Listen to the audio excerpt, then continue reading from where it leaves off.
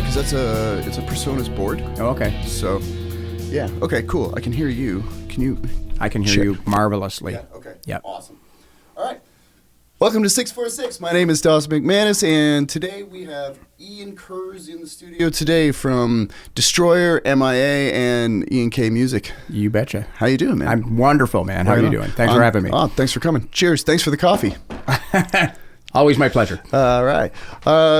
I have found some quite a bit of common ground with you, just hanging out, chatting about specifically martial arts, which for anybody that's mostly tuning in for music, I know I talk about it a lot, and I'm sorry about that, but I love it. And get used to it, I guess. If you don't like it, there's something wrong with you. Yeah, so. I agree. And then also, of course, the music, all the guitar playing and stuff. And I've been listening to a bunch of your E&K stuff on Spotify. Awesome.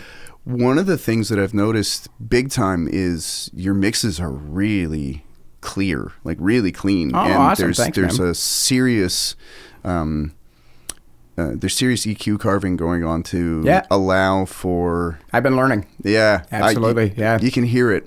And, I mean, I already knew you were a really wicked guitar player, and, you know, like, the musical chops, that wasn't a surprise. Right, of course. I guess just how clean the production was something that really I found... You have no idea what that means to me to have you say that, actually. Cool. So thank you very much. It's been a journey getting there, right? So cool. Yeah. Fill me in, man. Like, how did that happen? How did it start?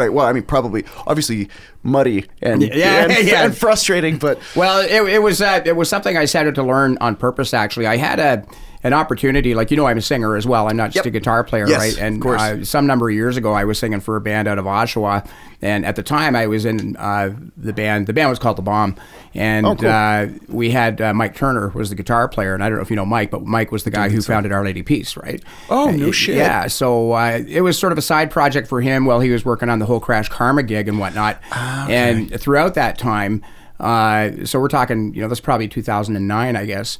What the heck was Velvet Revolver? Yeah, remember them? Yeah. They were great. Guys? So they had, what the heck was their singer's name now? Scott Whalen, right? So he had left the band, actually. He was still alive at that point. I don't know if he was kicked out or whatever, but they were looking for a singer. And because I had this network of contacts or whatever, I was able to be in touch with their management, and their management had sent me a couple of songs to write lyrics for and record as an audition, part of the audition process, right? Right. So I did that, and because I had Mike, there as a friend, I recorded the stuff in his studio, and I had forgotten, actually, at the time, when I just talked about this the other day, but I had forgotten about how much fun I had being in the studio and doing writing and stuff, because really music turned into work for me. I was playing covers, I need to get paid $600, whatever it is, and and all that stuff, and had totally moved away from doing original material. So I go in, I do that, and I said to Mike, man, like, this is just great. Like, what would it cost me if I wanted to write an album or something? What do you think it would cost me to, record it? And, his answer, which was, as no surprise, well, it depends on how much you want to spend.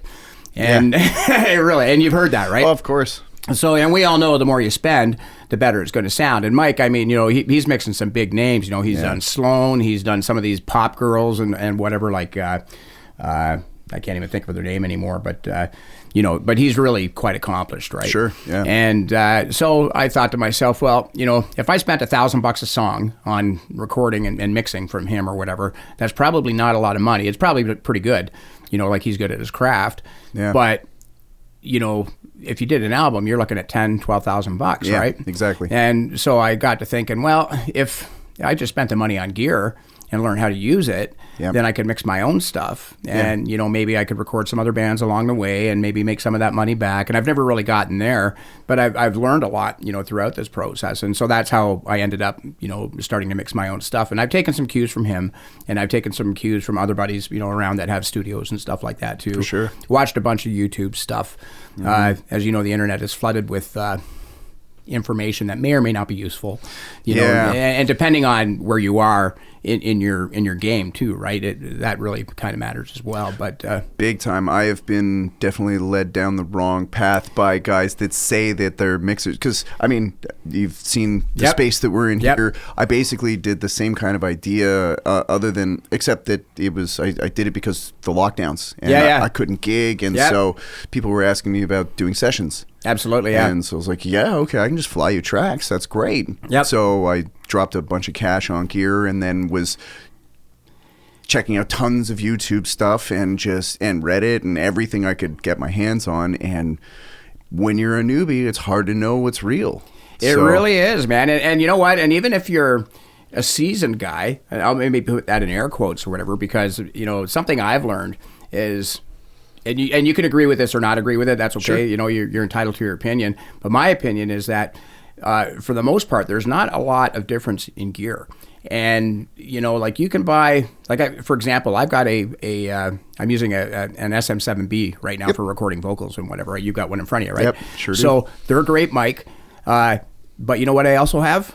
I've got a Shure XM 8500, not a Shure, a Behringer XM 8500. It's a $30 microphone. It sounds exactly the same. Yeah. The only thing it doesn't have is a pop screen. Yeah. You know, it sounds exactly the same. I'm telling you, it sounds the same as a 58. Yep. You know, and well, I'm pretty sure the 7B has a 58 capsule in it. So there you go. And it just, but the pop cone on it, I guess, helps make it more directional. Maybe, yeah. I guess. But my point is that, you know, you don't necessarily have to spend scads and scads and scads of cash. Like when I started doing this and I was working, you know, so I had enough money and I could be buying plugins and stuff like that. Yep. And when I record stuff now, I don't put anything on guitars. The only thing I do with guitars is EQ them, and maybe I'll put a bit of delay on them, like on a guitar solo or something like that, or add a bit of room to it maybe. And if it's an acoustic, I would add some room to it. Yeah. But, you know, for electric guitars, I just don't do that. I do keep them clean, and I do that on purpose. And anything I do to them is by way of EQ. I don't compress them. I don't do anything, actually, because they're already compressed. Yeah. So. Oh, so you chain them through a compressor first then? Nope. No. If you're, like, I play distorted guitars primarily. Yes, of course. So anytime you're doing that, you know, it's pretty much a square wave coming out anyway. So. Yeah, that's true. You know, so that there's just, you know, I don't think it's adding tone. I don't think it's adding any dynamics. Sure. Anything like that at all. And, you know, because I've spent the money on the Chris Lord Alge stuff and whatever. Yeah. And, you know, give or take, mine sounds the same. So, yeah. So, yeah, just learning experience, right? I'm not saying I'm super good at it or anything like that. That's not what I'm saying. But, you know, I have learned that, you know, a lot of these plugins and, you know, particular items, particular microphones, whatever, it really just comes down to marketing and if you buy into it. Yeah, you know, for sure. Yeah. Yeah, I do. I mean, like I've A/B'd some stuff and the difference is so negligible that it's like really $1,000 difference, or maybe, or $5,000 difference. Like exactly. I mean, I've sang into a Neumann, which is and that one was a $10,000 microphone, and I got this 7B for I got it on sale. Oh, did it cack out your phones? I don't hear you. Yeah. I don't think I touched anything.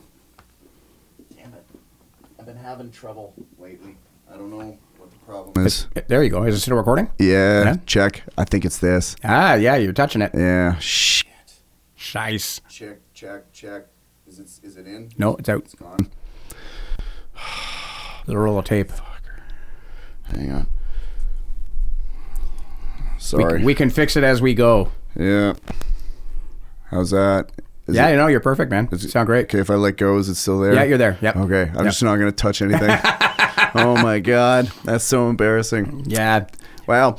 As I was just talking about it, how it's fine. That's the cable, though. Yeah, yeah. I think it's right. the XLR. I got to swap that out. But like, I got this mic for like $300. Yeah. You know what I mean? Versus singing into a $10,000 one. And hey, listen, and Michael Jackson, he recorded the Thriller album with one of those. Yeah. You know, so there you go. Who can argue? Yeah. Best-selling album of all time for how many years in a row? Yeah, I don't even know, but like, it was but insane. I know that I still play Billie Jean, like as recently as last night. There you go. And it still packs the dance floor. Oh, so. It's such a dude. Yeah, I know. Like, how can you sit still to that? That is such a great. There's so many amazing songs on that. It's so crazy to think. Like, if you just go through the track list of Thriller, you're like hit. hit. Yeah. Hit. Oh hit. man, that guy was on fire. Honestly, oh my God, you know? Unreal. And so much of his other stuff that I mean, I know it to hear it, but I don't know it by name or whatever. But sure, that was the one. Can't get enough. Don't stop till you get enough. Come on, and the boys don't stop. Don't stop till you get enough. Fuck yeah, dude. I want to play that in a band so bad, but I don't think I can sing it properly, you know? It's high. It's high. Yeah. There was a band that I was in for a while, and we did The Way You Make Me Feel. Yeah. That was so fun. Way you make me feel. Yeah. I'm just coming out the sickness, so I can't even pretend to sing right now. That's so. all right. But that bass line, believe it, it's the same lick. The doom doo doo doo doom doo doo doo doo Yeah. doo doo doo. Do that live though for 4 minutes straight. And like, I'm getting a cramp. It's like, to keep your articulation exactly the same. Yeah. And like you just don't even flinch it. Just get a looper. It's yeah. No, I want to be able to do it. I want to be able, and I did, but like, man, to work up to being able to do that for 4 whatever minutes that we did it for that was a toughie. Yeah, and he's got the best musicians for a reason, though. Oh you know my what I mean? God, yeah, and, unreal. And, and nobody can argue about that. Right? No, like shit. Like if you have cats that are all level of Larry Carlton, on your records, it's like okay, it's not going to suck. Yeah, well, there's no way it can. And then if you got Quincy Jones producing, like that's mental. Yeah, that's absolutely. So good. And I mean, whatever you feel about the controversy surrounding the dude, his music was undeniable. Yeah, but he was a contributor, like in so many ways, and I understand what you're saying about that controversy and whatnot. I don't know what I buy into. A lot of the times I feel like these people are just in the news just to be in the news because it keeps them front of mind for their people to be checking them out all the time, right? Like, sure. You know, like that's sort of part of a strategy, you know, for some people. Yeah. But I mean, like just recently I was sitting on. I play in MIA, right? So we do all these 80s songs. And so every now and again I get onto YouTube and I'm checking out 80s tunes and whatnot. And don't I come across him doing, I think it was Billie Jean, actually. Nice. And I remember seeing it, back in about 1982, the first time he did the moonwalk. Oh, yeah. And I watched this again. I'm like, and it just took me back. I'm getting goosebumps from it now, actually. It just took me back to that day. I thought, look at the guy, looks like he's freaking floating, for fuck's sake. Like, well, he did. He was floating. Yeah. It was amazing. Did you ever learn how to do it? Oh yeah, of course. Yeah. I know Michael Jackson though. Yeah. Wow. There was only one. Man, I tried so hard for years in high school to do the Smooth Criminal lean, and it wasn't until... And I've seen it. I've never tried to learn that, but... Well, there were special slots in his shoes, and there were little almost hooks on the floor that all the dancers hooked their shoes in to be able to do that lean. Okay. It still obviously requires an insane amount of leg musculature and control and all that stuff to lean that far forward, not have your ankles snap off. That's another great tune, though, too. Oh my God. I played that one as well, right? It's a great riff, and then shit, man, it's such a great song. It made another band famous, which was Alien Ant Farm. Yeah. And you know what? They're so close to the original. Yeah. I almost can't even tell the difference, really, even vocally. Yeah, they just sped it up a little bit, and the distorted guitar was a lot more front and center. And no synth, I guess, but that was about it. Really? Well, that's an interesting point about mixing, actually, because I didn't even notice the synth thing, actually. So it was not meant to be front and center. Yeah. So. Yeah. And like even the bass player was still doing like, ow! Thing like every time. It was so great. Absolutely. Oh man, yeah. It was such a dream though to do The Way You Make Me Feel. There was a music video for it years and years and years ago. When the song first came out, I was enamored with that. All of his music videos. The Bad video, obviously the Thriller video was like every Halloween, everybody. Thriller was like, I remember the first time I saw that too, and it was like 15 minutes long or something like that. It had the whole story coming up, and the date. And in the movie theater, he's eating the popcorn all excited. She's freaking out. There was a movie, and I'm sure that it was the same special effects people that did the Thriller video. Oh, probably. As did the, I wish I could have been more prepared for this. I know the name of the movie actually because American Werewolf in London. Yeah, and, dude, the transformation scene. Yeah, totally. You know, it's like I feel like I've seen this before, but and I mean, back in the day, like I watched all that stuff when it was new, right? Yeah. And I'm like, fuck, this is just great, dude. To this day, American Werewolf in London is probably the greatest transformation scene of like, cause it's not CG, it's all practical. Yeah, and it looks so good. It did. And there's something weird about CG fur specifically, like none of it looks right. And so when you see it done with the practical effects and I don't know, that transformation scene's fucking awesome. It was a great movie to begin with. Oh, too, yeah, you know it what I was. mean? Like, not that I would, in this day and age be too attracted to like a werewolf movie or anything like that, but it certainly kept me thinking of the possibilities back then, right? Oh yeah, absolutely. They made a sequel of it in the 90s called American Werewolf in Paris, and it was probably a flop. It was not as good. Yeah, they never are. No. You just can't follow up on that kind of success, unless you're in some way breaking ground again. You know what I mean? But I don't think that you can capitalize on something you've already done. Yeah. I can think of 2 sequels that I would either say are as good or even arguably better than the original, which is Terminator and Terminator 2 Judgment Day. Okay, yeah. Terminator 2 is pretty fucking... I was going to say, not Police Academy. No, definitely not Police Academy. The first one is really all you need.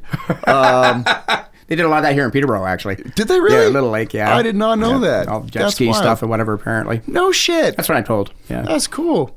Michael Winslow was great, though. He was amazing. And then Alien and Aliens.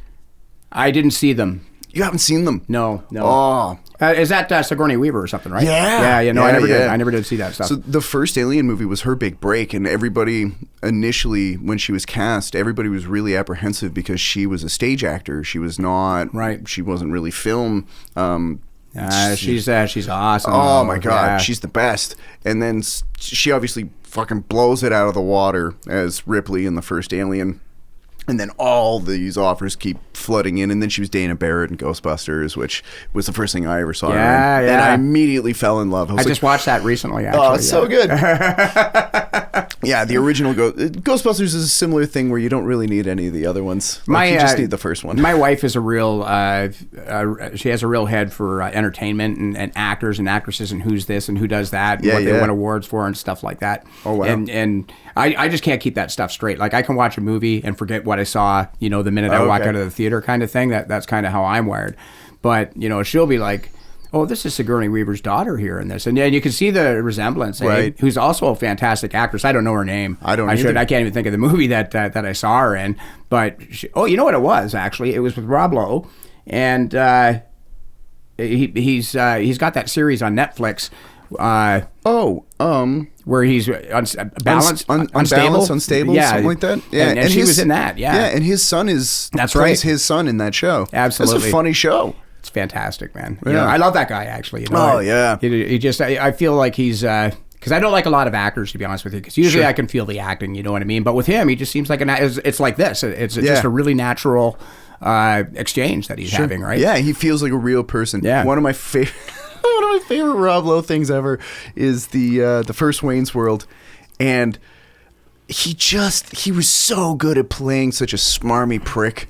You know what I mean? And it wasn't I forget that already. But he was so great. And Dana Carvey had this line. I like Dana too. Oh, he was phenomenal. He had a line about I think the character's name was Scott. I'd have to watch it again. It's been a long time since I've watched the first Wayne's World. But he undoes a security guard's flashlight and dumps out the batteries, and as he's doing it, he's like, if Scott was an ice cream flavor, he'd be pralines and dick. And it's just I don't know why that is stuck in my head since I was like 10 years old, but that shit is branded into my brain forever. I'll probably never forget it now either. Every time he says it, all I can see is Rob Lowe's gorgeous face, and I'm just like, he did such a good job of making you hate him in that movie. It was amazing. He's a great actor. That's why. You know what I mean? And that's exactly what does it. Like, who else made me hate him? Actually, I just have the worst time trying to remember parts from movies, but You know, that for me, that's a sign of a guy I know that is awesome at doing it. If I hate your fucking character, you're winning. Yeah, absolutely. You know, absolutely. Yeah. Did you ever see him in Parks and Rec? No. No? Oh, it's a sitcom. Yeah. Based on almost a spin-off. It was the same. Spin-off's the wrong word. It was the same company that did the American version of The Office. Right.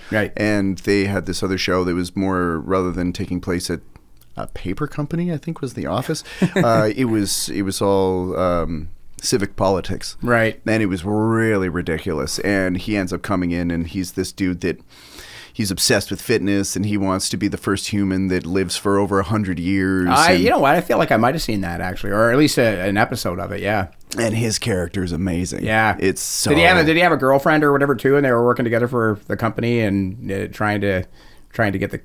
She was, yes, the girl that he dated on the show. All dressed in black and. She was played by Rashida Jones, who was actually Quincy Jones's daughter. Oh, really? Yeah, she put out, there was a doc that just came out, I think on Netflix, about Quincy, and Rashida really kind of headed it up. Really? I haven't seen it yet. I've got it saved to my list. It's something I got to check out. I don't watch a lot of that stuff. You know what I do when I'm at home, actually, is, well, these days I work on my fucking van, but aside from that, I play a lot of guitar. Mm-hmm. I write songs. I'm mixing stuff, you know, and that's, I spend my time in my studio. I don't really spend any time watching TV. TV is kind of my wife's thing. Yeah, sure. And, you know, she likes that entertainment thing. I can't keep it straight anyways, and I just have too much on my mind. Like, I always have a riff going through my head, or something I want to try and sing, or something I want to try and figure out how to play. And so that's what I end up doing instead. Yeah. Oh, dude, I get it. The only reason I'm watching TV at all is it's the last couple hours of the day. That I hear you. I get to hang out with my wife for that amount of time, and she usually wants to watch a movie or a TV show or something. So it's like, all right, cool, let's do that. Well, we'll lay together in bed and watch TV in bed and stuff like that. Eh? But see, I'm not working anymore either, as well, right? Oh, you know what I mean? So I quit my job. You know what? Back in 2021. Oh, and, nice. Yeah. Congrats. Well, it was a bit of a story getting there. And it was a bit of a decision to make, actually, back at the time. But, you know, eventually I had to make the decision. Do I want to keep working, or do I want to, you know, I love playing guitar. I fucking hate working. Yeah. You know, and I don't like having a boss, and I don't like having to work my balls off for you to get a bonus. Yeah. You know what I mean? And frankly, you're getting in the way of my traveling across Canada to play with Destroyer or whatever. So, yeah. You know what I mean? So, and you guys are now going all over the place. We're in our 31st year. That is incredible. Yeah. Oh, you've even got the shirt on. Yeah. That's awesome. By accident, but yeah. Hey, why not, man? Free advertising. Yeah, absolutely. But Destroyer's pretty rad. You guys are the only tribute in Canada that was got the seal of approval from Gene Simmons, right? I don't think anybody in Canada has an approval from Gene Simmons. Oh, but okay. we've met Kiss, you know, and we've done some charity work for Paul Stanley and whatnot. He has this organization called About Face, and it's for kids with cleft palate. So we had done a concert in Toronto and helped by selling off his guitars and, you know, merchandise and whatever. Oh, wow. Raised $30,000 for that. Part of the trade-off was we got to do a backstage meet and greet with him and Shinedown and whatever. Cool. So we got to meet them, and, you know, obviously it's Tommy and Eric in the band now instead of Ace and Peter. Yep. And which was fine. And, you know, the Wise were there, and Sophie was there. We got to meet Sophie. Oh, and, that's you know, cool. Yeah, no, it was neat. We got some photos and, you know, all that kind of stuff. And okay, so I had that wrong. I'm sorry. Yeah, no, it's okay. A lot of people think that, actually. Okay. But I don't think that they've given anybody a stamp of approval, per se. You know what I mean? Sure. And I think they, frankly, need to be careful with it because, like, Kiss fans are crazy. That's true. There's no question about it. You know, they're not like any other fan. You've been in tons of bands. I've been in lots of tribute bands and stuff. Yeah. You know, but there's something about Kiss fans that's really... They're very precious. Their world is magical, right? Like, it's all makeup and make-believe and and everything like that. And it's just not the same as Nickelback or something like that, right? Yeah, for sure. Well, if you're a comic book character in the flesh, essentially. Yeah. But, you know, like, they've really played the game right because, you know, here they are, what are they? They're 72, 74, 75 years old. Yep. You know, and 5-year-olds are watching them on Scooby-Doo. Yeah. You know, and love them. Yep. You know, and we play theaters. And, you know, parents are bringing their kids and they want to have photos with us and stuff like this, and the kids are looking at us. We're 9 feet tall. Yeah, especially in those boots too. Right? Absolutely right. It's just. They've done it right, man. I don't think any band will ever do that again, what they've been able to do. Yeah. I mean, other bands have done makeup and masks and all that kind of stuff. But it's already been done. That's it, right? You're not the first to do it. Yeah. And they hit something they hit the right thing at the right time with great tracks to back it up. But I get a kick out of looking at some of the photos from '74 and whatnot, where they're playing shitholes like you and I play. Yeah, you, sure. You know what I mean? Like honestly, they got no backdrop. Yep. A couple of Marshall cabinets stacked up or whatever. Your kit looks like piss. Yep. Like even your costumes and your makeup. It's certainly pretty far removed compared to what they've evolved into now, right? Oh, yeah. Well, they're an empire and have been for like 40 years at this point. But when they were on this end of the road tour, I had so many people say, because they canceled the 2 shows in Ottawa and whatever, you know what I mean? And you should get up there and do the show, as if I had a say in it, you know? Right? But I could have done it, guys. So next time, if you're watching, because we all know how many farewell tours have they done? 81. Yeah, there you go. You got one more in you. When you're in Canada, just have a guest singer for like a track. It'll be cool. Exactly. I'm supposed to be like Paul anyway, right? So yeah. Well, you guys, your costumes are really on point. They're aesthetic. And the makeup you guys all do your own too, yeah? We do, yeah. It's a 2-hour endeavor. Jesus Christ, man. It's like when I do the Bowie thing, I slap on a little bit of eyeliner, put in some hairspray, and that's about it. Yeah. I mean, like I have ridiculous clothes. I've got, I wear big boots, and I've got. You look great on stage, though, man. And you know what? And the thing about being on stage, and I'm glad that you recognize this being a player, because you can't look like you just came from your fucking job. No. You need to be something to look at on stage, and it doesn't matter what band you're in. If you're up there in your tennis shoes or not, whatever, those or your work boots and your jeans and your plaid shirt and whatever, you just don't look like a rock star, and that's all there is to it. Yep. Yeah. I mean, it worked in grunge for about 9 years. Well, even the grunge movement was different. It was because at least the look there for them had some kind of a cohesive thing. Yep. You know what I mean? But they didn't look like they just came from work. That's true. That's true. It looked like they put that stuff on for the show. Exactly. And also, it was sort of like Kiss putting on makeup and crazy wigs and spikes and shit. Everybody was doing the hair metal thing, and they were all wearing spandex and bare chests, and then these dudes are like, flannel and Doc Martens, so it was so against the grain that it just kind of made that record skip, I could tell you a funny story about that in a way. So I just played this weekend with Ian Kay. We played down in Kingston, right? Yeah. And I met a guy there, and his name was, he was introduced to me as David, but he used to be a bass guitar player in a band called Anna Black, right? And back in the day, he went by Ricky as a stage name. And so how this works is he was living, I guess, in Toronto at the time, connected to Sebastian Bach before Sebastian was in Skid Row, right? So he was doing Kid Wicked, VO5, and all this stuff. And we talked that night, and he was talking about all these days. Well, anyways, Anna Black ended up, Sebastian helped to maybe get them signed or whatever, and they ended up going down to California, and they were writing songs for Motley Crue and stuff like this, but they couldn't claim any of it, like they'd sold the rights to the song and all this stuff. And anyway, so David told me there the other night, and I said, well, what happened? Like, how come you didn't keep on going? And he says, Nirvana. Yeah. I think he said Geffen had signed Nirvana or whatever. This is what the way was forward. They said to us, hey, man, do you think you could wear work boots and fucking flannel?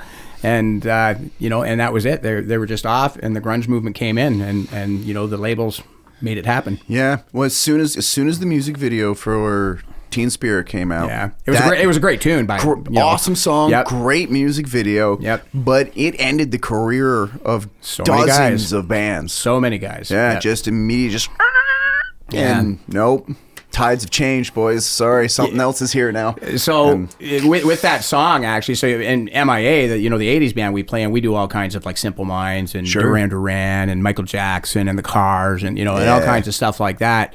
I would say that really Nirvana killed the 80s guitar rock thing is what they did. I don't think that they really killed that stuff. But I always felt like at the end of the show, we should be ending with Teen Spirit because the 90s killed the 80s, right? Right. And that's a cool way to kind of close the chapter on it. Well, we never got there. So we do Ricky Martin instead. So. Which one? Which Ricky Martin do you do? La Vida Loca. Oh, yeah. Okay. Yeah. That's a great song. It's super awesome, It's so cool, man. You know, I saw him play it on Saturday Night Live. Nice. And I thought, it's just one of those songs that I was in love with right away, and I'm never going to not love it. Yeah. Yeah.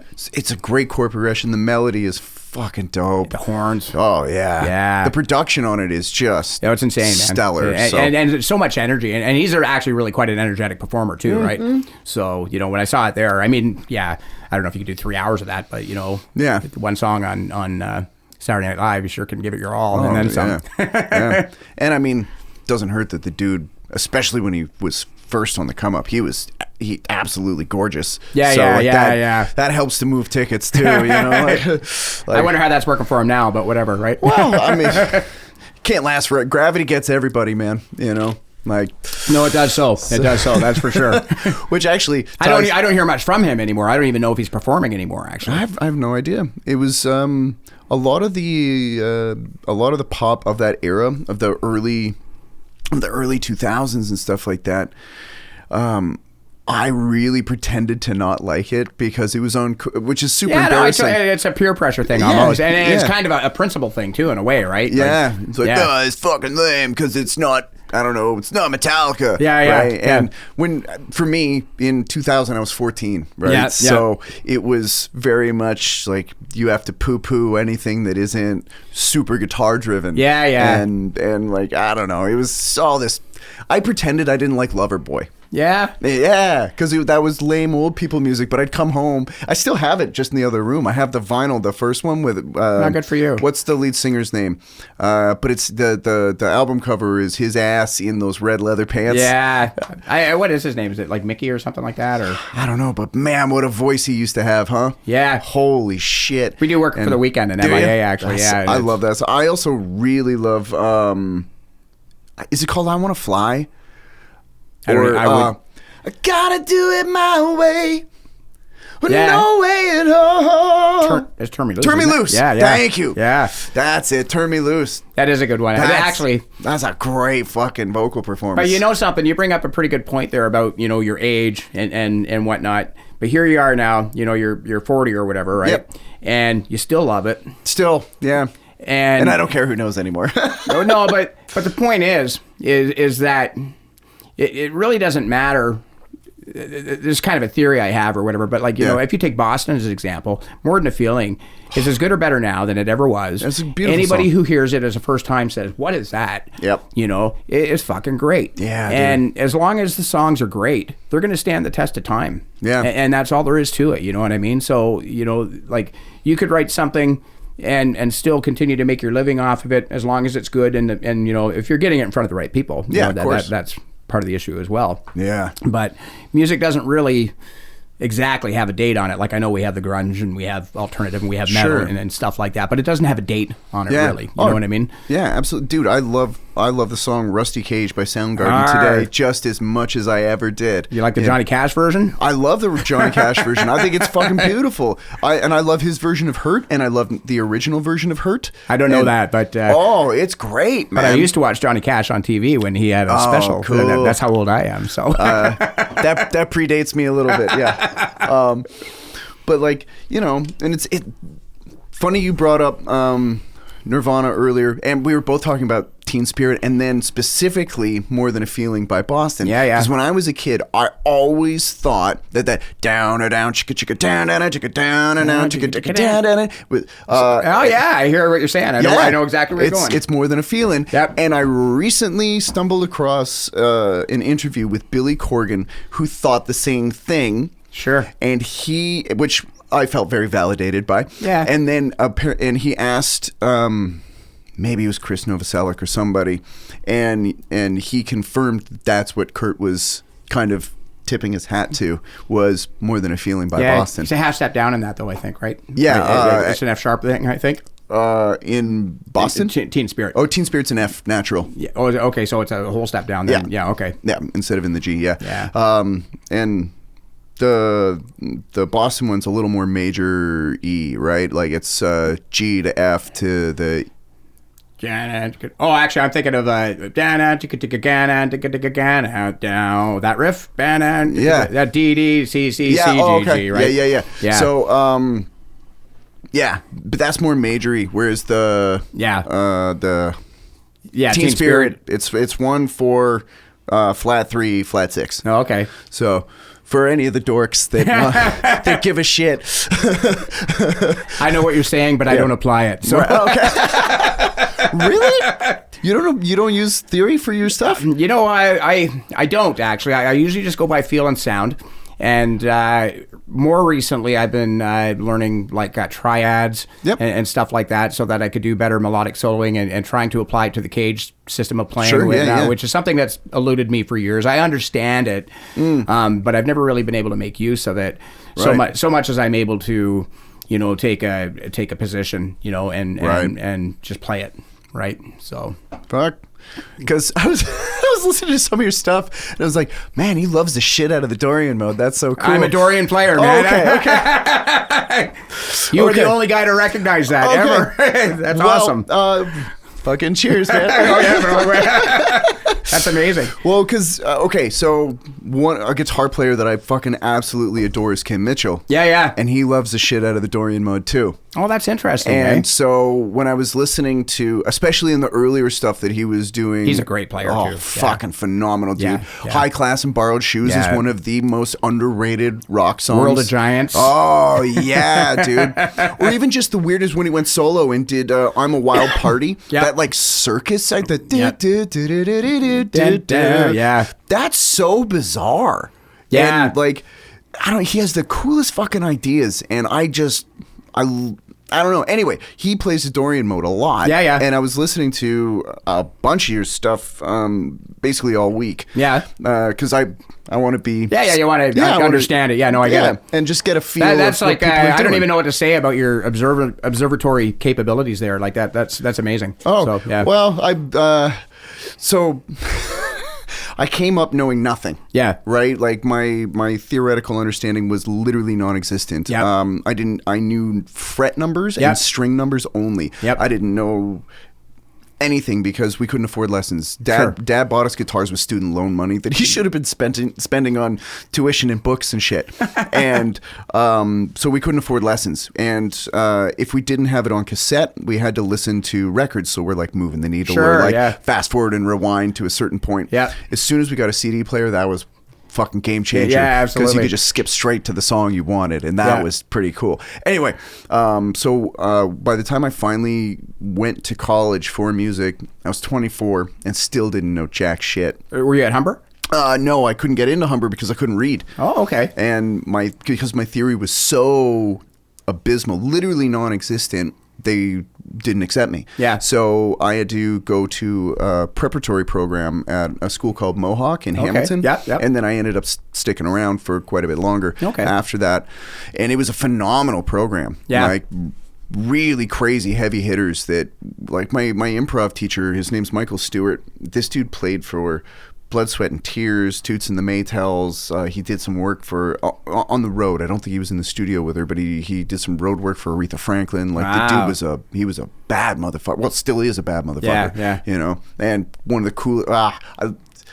Every time I think about him, I get these chills because the first day of improv, he walks in and he's got this fucking dope leather coat that looks like it's just butter basically, and he's candy. No, dude, yeah. Yeah. And he's got the purple like John Lennon shades on, and he's got a sax on his back and the hard case, you know, and the way he just like struts into the room, you're like, whoa, you can feel his energy, and my memory of this might be fucked up because I was just so enamored with this dude's energy. Yeah. But the way that I recall it, and I'm probably wrong, but it was like a no-look tap on the CD player, and I know this for a fact. Superstition starts. Yeah.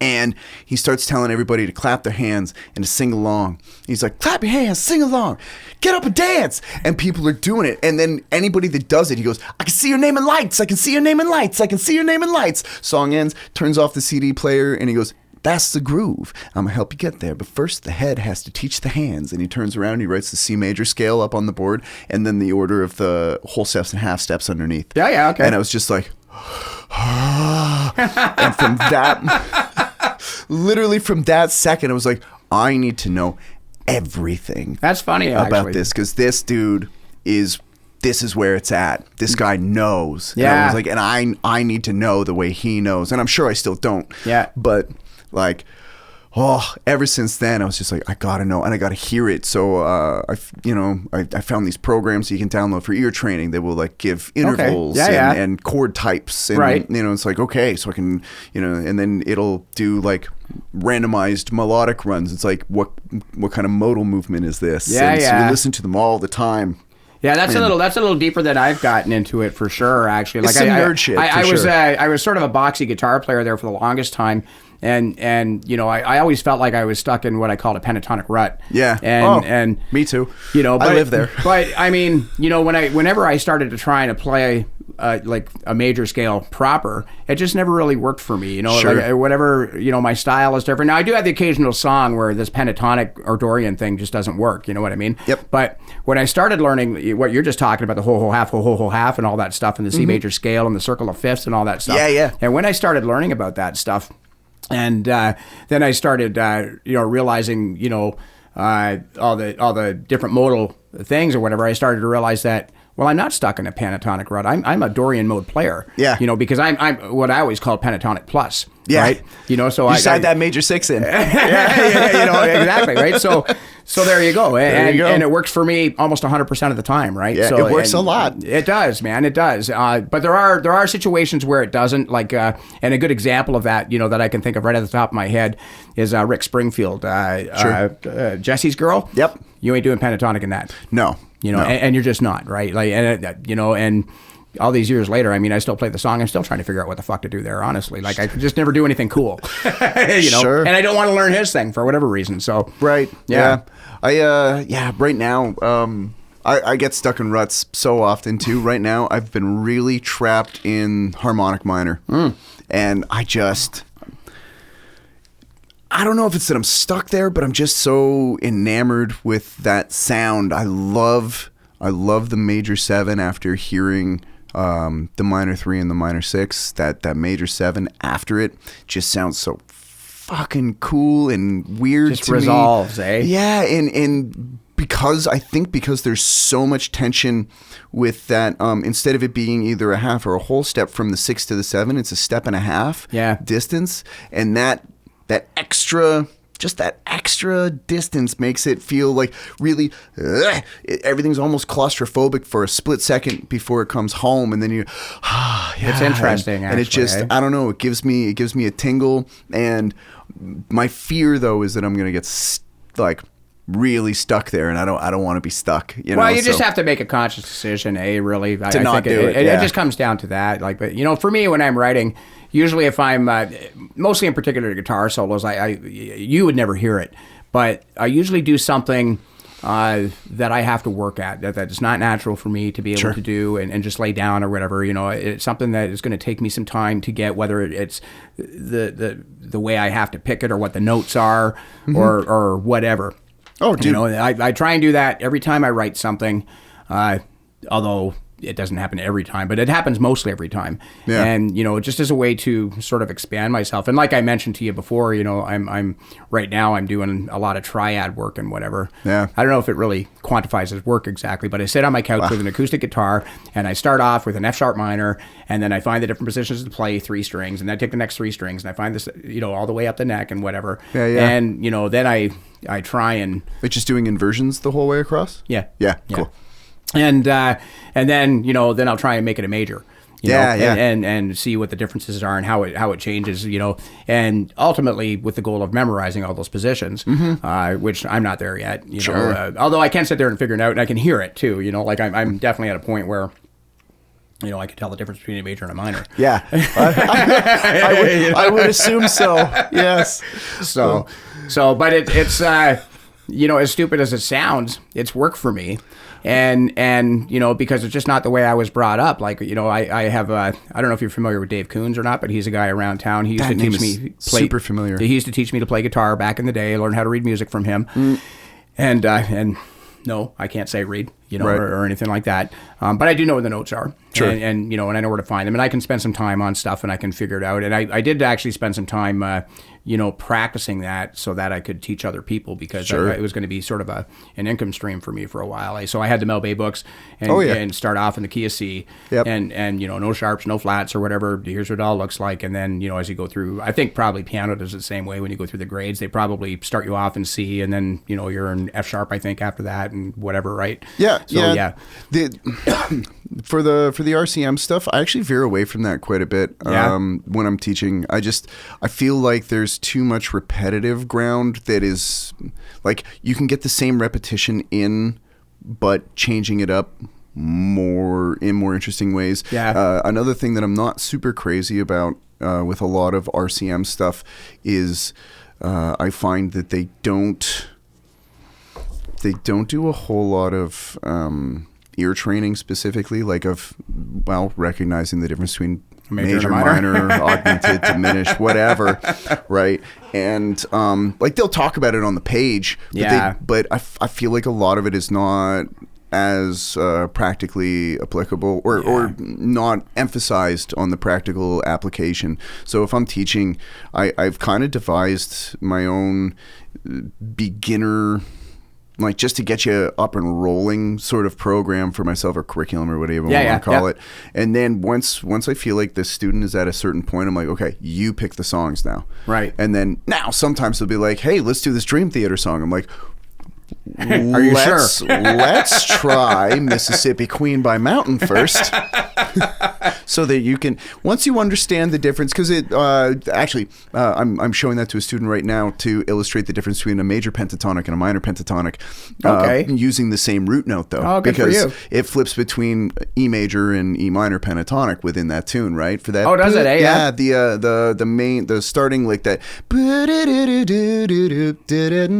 Yeah. That's E major pentatonic, and then when it gets into the verse section, when it switches to that E, that's E minor. Okay. As opposed to E major pentatonic. Okay. So, I would never have known that. I've never sat down to the song or anything, and I don't even know if I would have made the connection, to be honest with you. Well, I didn't know until I learned it. Yeah. Right, and then I was like, oh man, I'm gonna teach this as a great example of the difference, because as I'm sure you already know, and for anybody that's interested, any major pentatonic is 1, 2, 3, 5, 6, right? And the 2, the 3, and the 6 are major. The 5 is perfect. For a minor pentatonic, it's 1, minor 3, 4, 5, minor 7, 1. You're light years ahead of me. Oh, okay, sorry.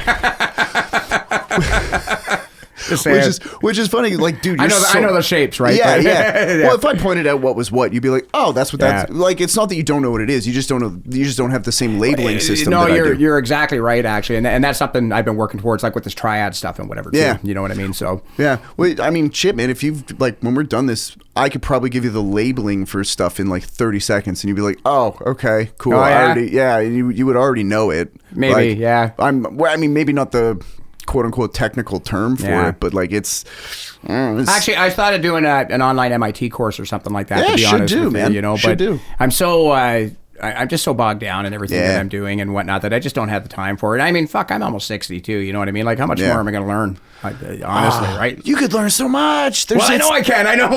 There's no end. There's never an end. But I want to be out playing, though. I don't want to be sitting in the classroom or sitting on my computer all the time and stuff. Sure. You know what I mean? But like, if you're doing a part-time course, you do it like an hour a night. Yeah. 2 hours a night, whatever. Yeah, no, fair enough. Or just buy an MI book. You don't have to take a full course. Just buy the book. I feel like... or don't. But like YouTube, for example, you know what I mean? Like, some people just have a propensity for being able to explain things to me that I just say, fuck, man, I never thought of it that way, and that makes sense. Yeah. You know what I mean? And other people, you know, you're technically right, whatever, I don't get it. Yeah. You know what I mean? Yeah, for sure. So I I talk to John Ellis a lot down, Sure. you know, because you know John, right? Yeah, he's a and, good friend. he's a great player, Yep. and we've been talking for years and stuff. And he's always giving me ideas to work off. He's the guy who's got me into this triad stuff, actually. Sure. Because for melodic soloing, right? Yep. And I can utilize it a little bit too. Like if I can sit there and noodle on my acoustic at home or wherever, I don't think I could sit and improvise. On the basis of just using triads and understanding. Like I have to revert back to my positions. Yeah, sure. But, yeah. Well, something you could do if you want to do improvisation. Wow, I said that in a weird way. That was about improvisation. If you want to improv over top of stuff, just look up a backing track on YouTube, like a really simple one, like a 2-5-1 or something. Yep. Which would be if it's in C, D minor, G major, C major, and then start and this is what they had us do in the bass program. Like start super fucking lame and literally just play the triad. Just go 1-3-5, switch 1-3-5, switch 1-3-5, and get used to it. And just get used to those shapes, and then start to me anyway. Improv is the act of having this great bag of tricks, which you already have a great bag of tricks, but just then knowing where to pull them out at like a split second's notice, I guess, if that makes sense. Like, I mean, it depends on who you're with too. Like I mean, a lot of, like, for me, I'm always beating myself up. There's always so much stuff I could be doing better and whatnot. And I've been working at guitar my whole life, and I'm not a lot better now than I was 20 years ago, kind of thing. You know what I mean? It is what it kind of feels like. And so it depends on the room I'm in, because some guys might look at me and say, "Holy fuck, man," Yeah, sure. And other guys are like, "Eh." You know what I'm saying? Yeah, so, I know 100% with dude. Like, I beat myself up for my playing all the time. When I first finished writing a tune, and I'm sure you probably feel the same thing. I don't know. I think a lot of people feel this way. But when I first finished writing something, the second it's first finished, I'm like, I'm a musical genius, and that lasts about 3 seconds, and then I'm like, I'm a piece of shit, and, and it's like, fuck. But then it's like, but this is kind of lame, and then this is kind of, and then I'll listen to a song that I've done. I've seen you play later. it, and I sincerely doubt that you're really doing anything lame. I thank mean, you might second guess yourself or something like that. Oh, I'm getting a little bit of a cramp there. My training today, I'm all worn out now. We should talk about that in a minute too. No worries. Sweet.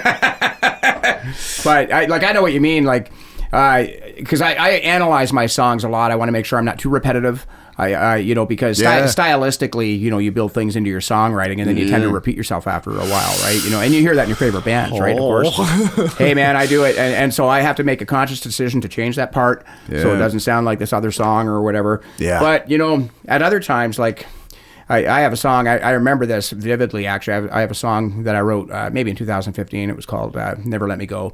And I have it up on Spotify right now. I listened to it recently. And when I came up with that, and I had recorded the whole thing, and it started with the guitar riff, and then I started, putting the drums to it and everything like that. I got Cubase and whatever, and anyway, so it was a work in progress, and it didn't come together until I put the backing vocals on it. Right. And when I put the backing vocals on it, I thought, motherfucker, would you listen to that? Like, that is exactly what I heard in my head. Yeah. And I wouldn't change a thing about it. Yeah.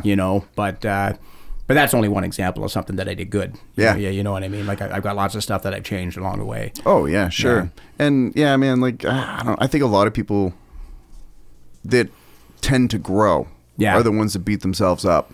Well, you need to be challenging yourself, I think, a little bit, And another thing that I sort of quit caring about too much, too, is trying to be a shredder all the time and stuff like that, because in the 80s, when I grew up playing guitar, that's what characterized you as being good or whatever. Mm-hmm. But, now, more often than not, when I play a guitar solo, I usually like to try and draw from a vocal melody. Yeah. And try and incorporate it in some way. Not exactly the same or whatever, but, I know what you mean. Yeah. The Gilmore effect.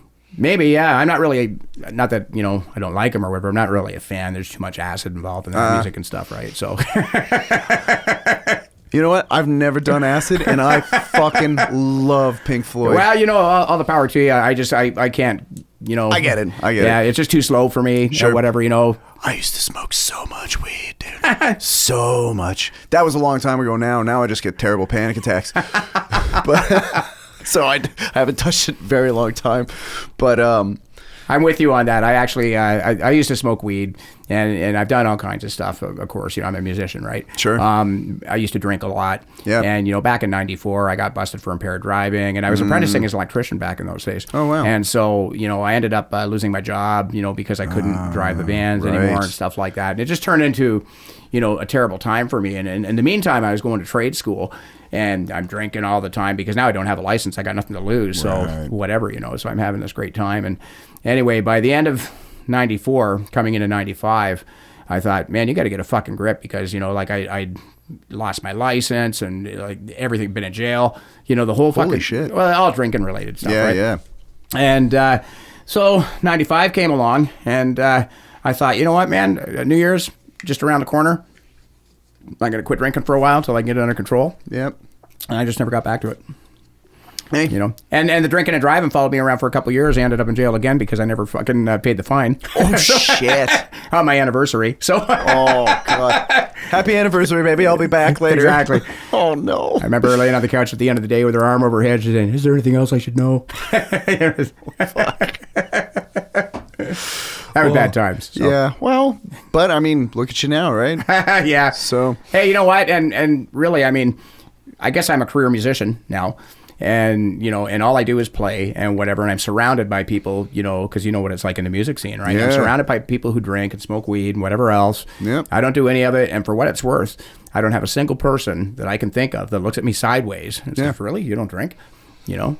I mean, here's me. Yeah. Right. Dude, I'm very similar boat. I don't I had 2 glasses of wine on a date night 2 or 3 weeks ago now with the missus. Yeah. And the next day I was training and I was getting hit with shit that I shouldn't have gotten hit with. And I was like, yeah, this is why I don't drink. So let's talk about that. Yeah, we should. Super quick though. I just got the time warning for the radio version. I always do an overtime with people though for the streaming platforms with the video and all that. Whatever you need. So if you want to just give everybody where they can find all of your bands online and like social media, Spotify, all that kind of stuff, and then we'll do the outro song for the radio, and then we'll continue on for the people that want to switch over to streaming after. So my name is Ian K as an artist, and on Spotify you're going to find me under Ian K, and that's Ian with the letter K, and there's a period at the end of it. There's a picture of me with Josh Todd from Buck Cherry. We had done some shows together, and so I like to have that just to have some credibility. And anyway, so you can check us out on Spotify there. I'm Music by Ian K on the social platforms, Facebook, Instagram. I'm not using Twitter or any of that stuff. MIA, Misfits in Action. You can find us on Facebook. And Destroyer, we're also on Facebook, but DestroyerCanada.com is where you can check us out the most. Currently, I have a website for Ian K. It's ian-k.com. And I think I'm going to change the name of it. Actually, I'm going to rebrand that to Music by Ian K just to keep everything the same. I'm at a place right now where I feel like I can do that. So that's where you can find me. Love it if you could check me out, man. It'd be awesome. Add it to your playlist. If you like Kiss, if you like Bon Jovi, if you like the Scorpions, if you like Van Halen, any of that 80s rock, I promise you're going to like my stuff too. I did notice a lot of Scorpions. You're not the first person to say that. That's actually entirely by accident because I don't feel like they're a big influence for me. Oh, really? Other than their mixing. That makes sense. Other than their mixing. But some of the guitar harmony work, I'm like, Scorps. Cool. Oh, yeah. Very well. Cool. He's a fiery player. I love that guy. Oh, yeah. They're great. All right. Thank you so much to Pet Rock for putting this out, and switch over to the streaming platforms to catch the rest of this, because we're going to talk martial arts. We're going to talk more music, and there will be, in the streaming platforms, in the description, there will be links to everywhere you can find Ian's stuff. So awesome. Thanks again, Pet Rock. Catch you later. Cheers. Hey, what's up, 646 listeners? It's Dawson McManus here, holding it down on the low end as a bass player. And I can tell you, I know the struggle. You're grooving along, you're locking into the drums, everything's perfect, and then wham! You're totally drowned out by the cymbals. It's a total vibe killer. I know I'm not alone. That's why I'm super stoked to tell you about the Mad Cymbal Shields by Mad Sound Dynamics. Mad Cymbal Shields are a total game changer. They're designed to control volume and harshness without killing the natural tone. That means drummers can still go all out with their energy and passion, while the rest of us, bass players, singers, guitarists, keyboardists, etc., actually hear ourselves in the mix. And sound engineers, they are gonna love you for cutting down on the cymbal bleed from literally every other mic on stage. Drummers, listen up. Don't hold back. Play with the intensity and the power and the passion that drives the tune without overpowering the band. With Mad Cymbal Shields, you can let loose while keeping everything balanced. Trust me, your bass player and everybody else on stage is gonna thank you for it. And because you are part of the 646 family, Mad Sound Dynamics is giving you a special exclusive deal. Use the promo code 646 at checkout on madsounddynamics.com and get 10% off of your order. That's right, better sound for the whole band and at a discount just for tuning in. Looking for the perfect gift for your drummer? Give them something everyone will thank you for. Check out madsounddynamics.com today, and don't forget to use the promo code 646 to get your 10% off. Mad Cymbal Shields, Mad Sound Dynamics, because great music starts with balance. Let's get back to the show. And we're overtime. All right, so training. Yeah, man. How did you get into what it? So it was jiu-jitsu for, but Japanese jiu-jitsu for you first. I've got sort of a. I'm not saying I'm real good at it or anything like that, but I've got a bit of a lifetime of martial arts. I started judo in about 76, and how old would you have been? I was about 8. Nice. Yeah, and I went to Queen Mary School at the time. We just moved back to Peterborough, and I got my yellow belt there or whatever. And throughout school, I took wrestling.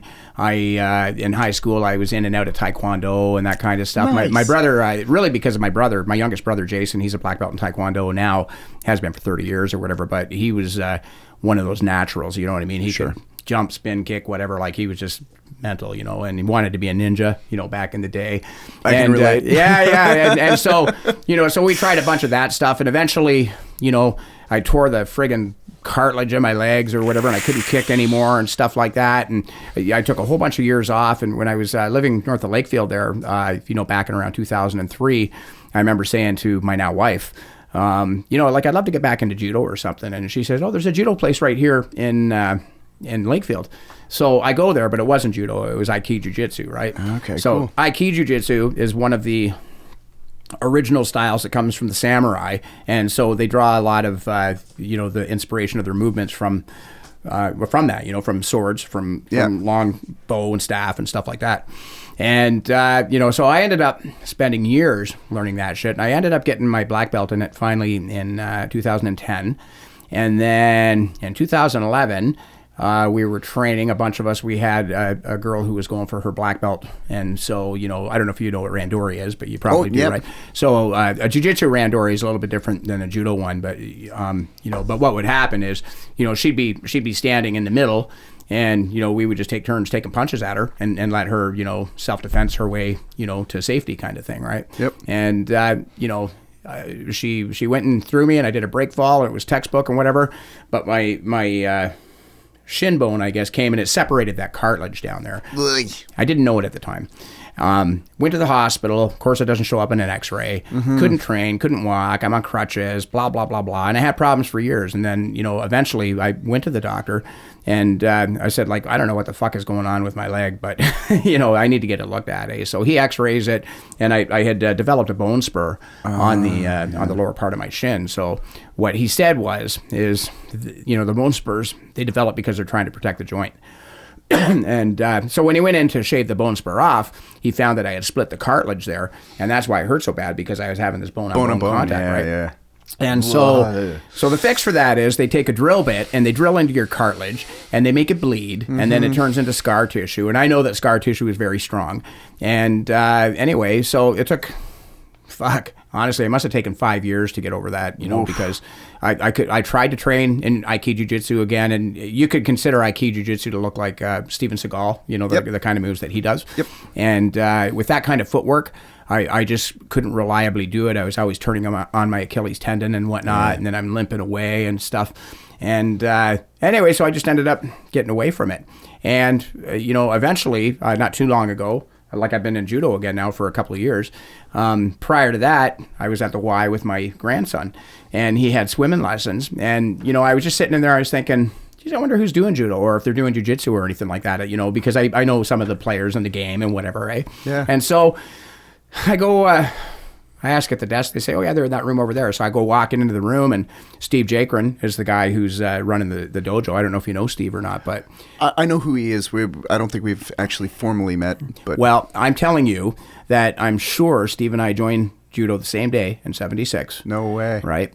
And, and he's got a long history with it. Now, he had a bunch of years off, actually. He had some stuff. He was in Japan training and whatnot. Oh, cool. And then for whatever reason in his life, he had to take some time off. But Paul Brown, who started the club back in the day, you must have heard of him. Mm-hmm. He ended up reaching out to Steve to say, hey, look, I need to retire. Somebody needs to take over the club. And Steve was actually, if you can believe it, 37 years later, still a brown belt. Whoa. Yeah. And so he had to go and do some competitions, win some fights, yep. Get the points. And, they got his black belt. And he's a second dan now. But anyway, I've been training with those guys for the last couple of years, right? So I went in really with the idea that I want judo to be an extension of my jiu-jitsu because, as we talked about before, that jiu-jitsu kind of went off into two styles. So Yoshiba took, the projections and everything and turned it into Aikido. Yep. And Kano took all the throws and turned it into judo. Yeah. Right? And so, I know that judo has competitions, which Aikido jiu-jitsu does not. It's self-defense. Yeah. There's two different psychologies there. The muscles and the movements and everything are different. And anyway, yeah, so that's how I've ended up where I'm at now. So I just went in. I just wanted to learn stuff. I wanted to learn to be good at it. I didn't really want to grade. Don't want to compete. However, I'm a blue belt now. And, now that I'm there, I'm like, well, maybe I want to get my black belt. So cool. But I got to do it before I'm 60 or I'm never going to be able to do it. So, well, you never know, maybe, but it's good to set a timeline, I would say. If I get my brown belt in the next year, then, maybe I can, I have to continue to work hard and whatnot. Yeah, of course. But in the meantime, I picked up on jiu-jitsu again, actually. So, oh, cool. Yeah, so I've been doing that for the last couple I weeks. think I saw a post about you posted a picture of your gi and your belt. Yeah, exactly. Yeah. That's awesome. I was so, it's not everybody gets the opportunity in life to have a black belt. Very true. You know what I mean? And a black belt is not necessarily what people think. Like a black belt really is that you've demonstrated proficiency for a certain number of techniques, with varied attacks or whatever and that kind of thing, right? But it doesn't mean you're a super tough guy or it doesn't mean you go win an MMA fight or anything like that at all, right? It's just that you've studied, basically is what it means, right? So it's kind of like getting a degree. Yeah, that's exactly right. Basically the same thing. No, that's in my opinion, anyway. That's for sure.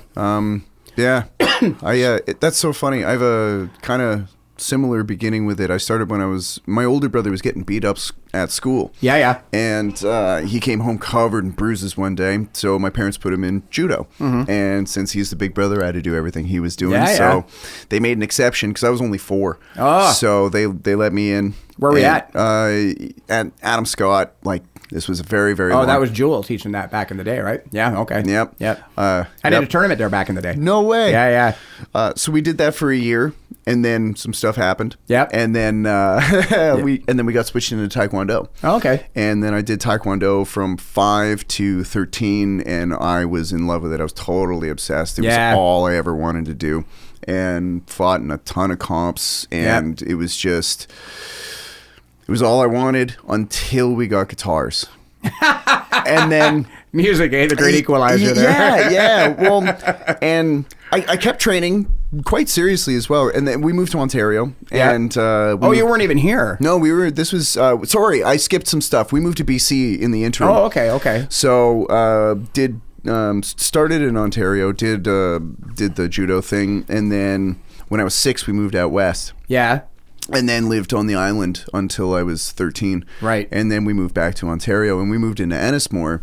And we didn't really fit in because, long hair, kind of liked quote unquote old people music because I was obsessed with Zeppelin and Hendrix and Floyd and shit like that. And I wasn't listening to hip hop, so I wasn't cool. Yep. And I didn't play hockey, so I wasn't cool. I hear that, brother. It was like basically anything that made you cool out in Ennismore, I was the antithesis. Yeah. So everybody was like, fuck this long-haired freak. And I was like, okay. You and me both, man. So it was just like, okay. And so I couldn't find a Taekwondo club close enough to home that I could run to. Mm-hmm. But there was a karate club that Alf was doing out near... Oh, yeah, that's something else I've done. I've done his class and Mark Bell, That's funny. Yeah, and Brian was there, right? Okay. And so we would, get rides when it was cold, but whenever I could, I'd either ride my bike or I'd run. Mm-hmm. And it was a long ass run, but it was probably a half-hour run. Yeah. And would just go and train and did comps with them, and it was... That's way too much ambition for me these days. Well, just you feel like there's a lot of noise up here. Yep. And unless I'm physically exhausted, that's the only thing that brings quiet. Actually, it's funny, man, because I walk a lot. I don't run. Right. But, and I use walking. I usually walk for about an hour and 20 minutes each day, which equates to about 9,000 steps. Which is about 8 kilometers kind of thing. And I'm telling you, like, I sit through things, I write songs, or I have ideas. I just sort out my thoughts through the day. Like, I think it's so therapeutic to do that. And I know runners sort of get that same sort of sensation as well, right? I fucking hate running. But I'm good at it. No, I'm not even good at it. I just do it. And the whole time, like the first 5-10 minutes, I'm like, this fucking sucks. But then I start, I don't know, thinking of riffs or melodies or lyric ideas. Or do you find out just even the beat will give you a... Yes, 100%. Like whatever stride I'm at, and if I feel like maybe I'm just writing too many slow songs, then I'll either double or triple it, or quadruple the tempo in my head. Chords, of course. Yeah, or no, sometimes I wound up writing a tune that has quite a bit of metric modulation because my pace kept changing when I was running. Oh, really? So multiple time signatures. You know something? I actually was driving back from a gig in Windsor one time, and I had this van, and I was driving up the 401, and all I can hear is the tires on the road. And for whatever reason, I'm not a guy that listens to music, right? Like I don't. Yep. I sit in the van, I'm running through my sets, or whatever. Like it's the same as walking for me, and I just don't listen to stuff. But what I could hear was my fucking tires hitting the pavement. And as I'm doing that, it's like ding, ding, ding, ding, ding, ding, ding, ding, ding, ding, ding, and I start having this song come to my head. And I got home and I recorded it right away because I had lyrical ideas and everything. And it was about a guy who I was working with. I was working as a union rep at the time. He needed some help through work, Right. And the song is called "This Is Your Life." And it's not on Spotify right now, but it will be again. Cool. And anyway, it's about this guy. It's basically about getting up off your ass and doing stuff for yourself and whatnot. Yeah. And it's a fucking great tune. And, I just played it on Friday in Kingston. People love it. Nice. Fucking awesome, That's awesome. But I wrote it because of the sound of the tires. Yeah. So I haven't done with tires yet, but I've written tunes because of the windshield wipers and just the yeah, and that turns into something, or the click of the blinker. It's like a birth defect almost. Yeah. And it's super weird. And I'm sure I look like a fucking mental case, but if I'm walking and there's something in my head, my gait will change to whatever. Yeah, me too. Yeah. And I'll walk. And I notice it actually, so. And then depending on how many people are around, I'll either really lean into it or I'll become kind of self-conscious and I'll stop what I'm doing. But if I feel like I'm dance like nobody's watching, right? But if I feel like I'm onto something, I'll just be like, you know what? Yeah. Fucking and then I'll get home and I'll find a bathroom and I'll hum into my voice memos or something. Yeah. My phone is full of guitar riffs like that actually too. Dude. I seldom just hum stuff out. I usually I don't know, for whatever reason, I tend to be able to force myself to write. You know what I mean? Like I do. That's something that I can do, and sometimes some of my best work is done that way, actually. Sure. So not always. Most people are looking for a particular inspiration or what have you, and I don't necessarily need that all the time. And in fact, having an inspiration can be kind of hard because often my inspiration will be just one idea. And it might be a verse, but now I need a whole second verse. And what the fuck am I going to do here? And lyrically, I mean, I'm challenged, man. Sure. Writing lyrics is not my strong suit. So, I mean, something that helps me a lot is do you know what free writing is? I think I'm doing it right now. Oh, okay. I'm making it up as you go? Sort of, yeah. Like you sit down and you just stream of consciousness. Yeah. And I would, my guess is I've never actually done an averaging. I've never actually taken line for line and done the math on it or anything. Yeah. But my guess is what I feel is I throw out 90%. and I'll hang on You're probably about right. So I did that with, I don't know if you've heard my song Monster Within, if you listen to it. So that one, I wrote the riff, and, I recorded it up to, say, a chorus musically, and I just started spitting out vocals. Yeah. And, and it took shape on its own, and it started to make sense on its own. I could come back and I could change a line that made more sense or whatever. Yep. But, so I did it that way. I did it with She Looks So Good. I did it with Another Day in Paradise. Like, it's my new writing MO right now. Nice. Actually, yeah. So I do that 20 minutes a day, every day. Really? Yeah. And it's just, it's either by hand, or sometimes I'll do it on my phone, or sometimes I've got like all kinds of files on the computer that I'll just type shit out on, or whatever. However, wherever I am, in the day, it's like, okay, it's time, just bang it out. That's awesome. And then, because to me, it's a lot like working a muscle. Sure. And if you get better at it. Yeah, exactly. Yeah. Or running scales, or doing it's the same thing. Yeah. Like, you have to practice this shit, because if you only ever wait on inspiration, then you're just waiting. Do you practice actually yourself? Like, if you've got shows coming up, is that like you run a pedal board, for example, right? Mm-hmm. Like the way I practice. And I don't practice a lot, like for the cover bands, because I've just been playing that stuff so much. I just know what to do. Yep. But when I have an E&K show coming up, I fucking wash my hair. I fucking go down. I let it down. I take my glasses off so that I can't fucking see. Put the boots on. I stand in front of a microphone. Yep. Me and too. And I fucking practice channel switching and being at the microphone when I'm done a solo and stuff like that. I'm actually going to do a YouTube thing about that, actually. Because, that's a good idea. I think a lot of guys, you might think practicing a tune is sitting down in your fucking chair. Well, you should be standing, because you're not going to be sitting on a stage, most likely. And your position is going to be different. Yep. And, lighting. 100%. Like all that stuff, right? So just in case, because I never know what environment I'm going to be in. If I'm playing guitar, So for my original material, the band is called Electric Altar. That's the pedal board for it. Okay, that's a cool name. Yeah, thanks. Yeah. So I play guitar in that, because when I recorded the album, I did it during the lockdowns, and I played everything because. Yeah. It was during the lockdowns, and I found out immediately that I couldn't sing and play the bass lines at the same time, because they're too syncopated to each other. It's like, oh shit. Yeah. But some of the guitar parts, and I've got like at least 3 or 4 guitar tracks on almost every song to fill up different bits of sonic space. Yeah. And I was like, oh, I can sing and play this line. Yeah.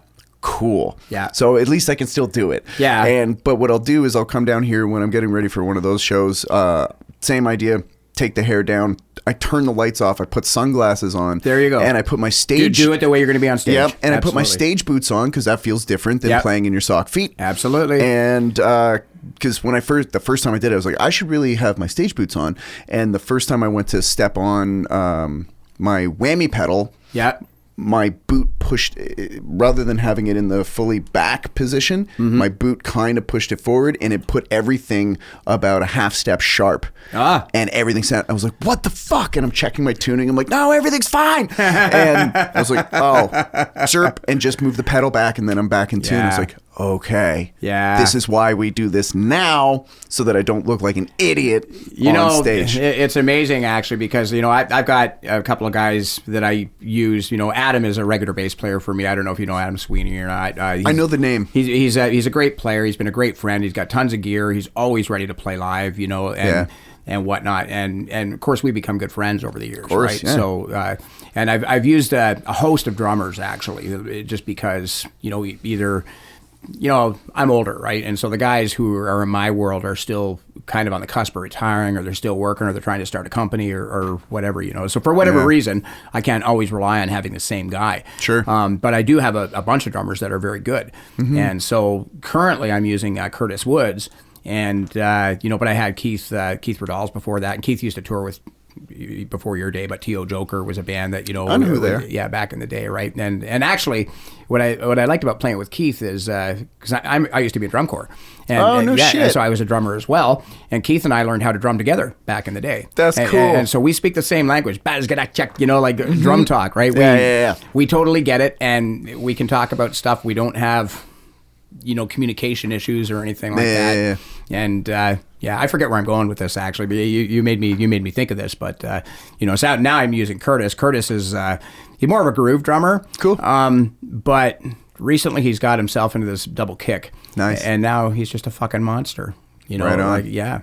Just a monster, but but I know what I was going to say about it. So I've got these guys in the band, and funny enough, the way I do it is I write the song, I send it to Curtis. He'll throw a drum part on it. Usually I've already sort of thought ahead about what the breaks in the song are going to be and stuff like that, and I'll see what he puts in. And I usually like what he's doing, right? So I don't have any sort of input about that. And my thoughts are, if you're going to play a song with me, then you get to play what you want to play. Yeah, right? sure. You don't have to play what I want to play. Yeah. And so then we'll give it to Adam after that so that he can tighten up with the drums and stuff. And then we'll turn it into a song. But when it comes to playing these things live, and maybe it's because I'm in so many bands, but I'm always the guy that doesn't know the stuff. Sure. And so I have to sit down there with my microphone in front of me and my fucking hair down and my glasses off and whatever and hit my pedal board and stuff. Yeah. Just to be able to play the show in Kingston that I played on Friday. I spent a fucking week, practicing every song, going through it once. Yep. Figuring out how to do it. Yep. Because it's different than being in the studio. 100%. Right? So. Yeah. Well, I mean, you get take two in the studio. Yeah, exactly. Right? And that's or copy and paste. Or copy paste. Yeah, Yeah. Absolutely. And it just, it totally depends on, the other thing too is because you're in as many bands as you're in, I can 100% relate to that. Yeah. I call it running triage. Yeah. It's like, okay, I have this band this week, this band this week, this band this week. It's like, okay, so all this week I'm only running this material. All that week I'm running that material. All that week I'm running that material. And I try to, if I can, if it's possible, I try to not play with more than 2 bands in the same week. Because it's just that's interesting. Way too much material. I've done it. Keep straight. But I'm a creature of habit. That's one thing I will say. And so I don't have to practice Kiss stuff. And I don't have to practice MIA stuff generally, unless it's new, unless we just add it to the set. So I might have 5 songs or something that I have to run through. Yeah. But Ian K, I don't play that much that often, right? Sure. I get some shows and, I practice for them. Yeah. Yeah. Yeah. I get it. The Electric Altar stuff, I've played it out once, and I'm hoping to change that. I want to make it way more regular. How do you classify that music? Is it rock, hard rock? It's hard rock. Yeah, I think that's probably the closest thing I could say. Would it be akin to what I'm doing? No, it's a little less. I don't know. I mean, kind of, it's pretty riffy. Yeah. But I guess if I had to try to explain with bands that I'll be checking it out now, by the way. So. Okay, cool. Yeah. The stuff that I'm like really ripping off, I would say, is like if you took Clutch, Rage Against the Machine, and Rush, and kind of prog-ish, I guess. It's a little proggy, but a little grungy. Yeah. And so like prog, grunge, and always a little bit of blues. Would we be a good fit to do a show? Probably. Yeah? Yeah, I don't see why not. Yeah, we should talk about that sometime. Yeah, if you want, I'll show you some stuff when we're done. Cool, yeah. I've got a full 14-track album. Nice. I haven't released the whole thing, and all the stuff right now is that's out is just under my name, which is dumb. But doesn't matter. I'll probably rebrand it eventually. But I just didn't know what to call it. How many followers have you got? Are you on Spotify? I am, like, fucking none. Yeah, so it doesn't matter if you rebrand at this point. Exactly. Because I haven't really pushed it that hard because I didn't have a band. When I first finished all of it, it was just me. Yeah. And I was like, there's no shows, there's nothing. Mm-hmm. Like, I got,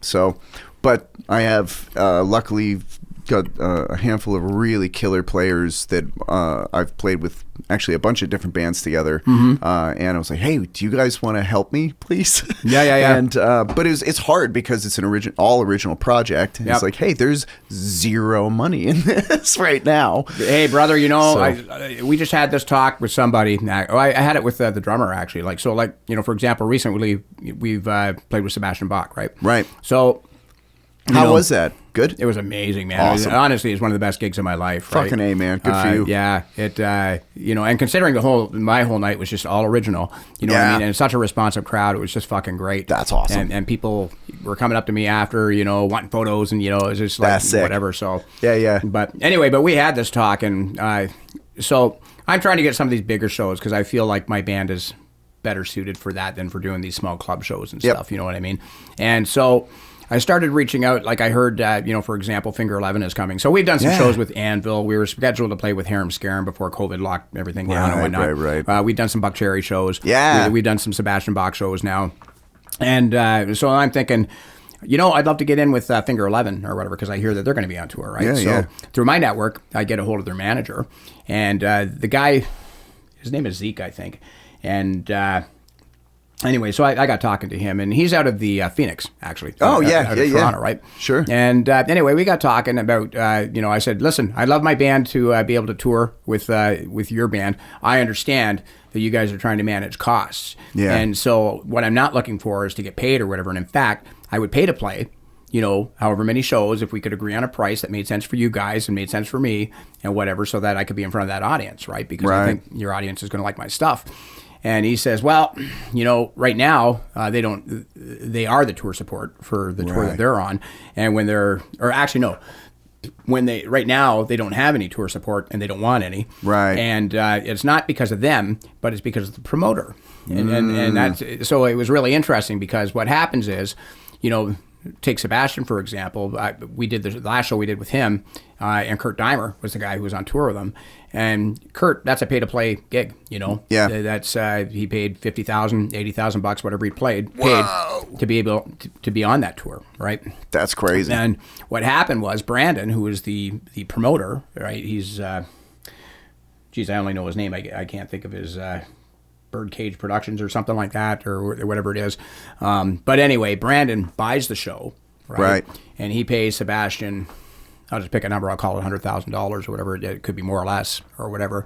And this is what Sebastian is charging Brandon to be able to take the show across Canada. Brandon goes and rents all the venues, and he pays, like the venue, for example, is not paying Sebastian to play there like they would pay you and me, or the Bowie show or the Kiss show or something like that. Yeah. It's just not the same thing. He's being paid by the promoter. Yep. He's getting his money no matter what, and the promoter is the one who's taking the chance on all the shows. So what Brandon tends to do is he gets local people to open up, and he'll have them sell 30 tickets each or something like that, which I didn't have to do, which is because I told him, I'm not into that. I don't want to, really, you know what I mean? But I understand for him, it's also about managing costs too. So, of course, if those tickets are coming in at $40 a piece, then you got $1,200 coming in from each band. Yeah. You've covered the cost of the venue. You've covered the cost of the staff, and whatever, right?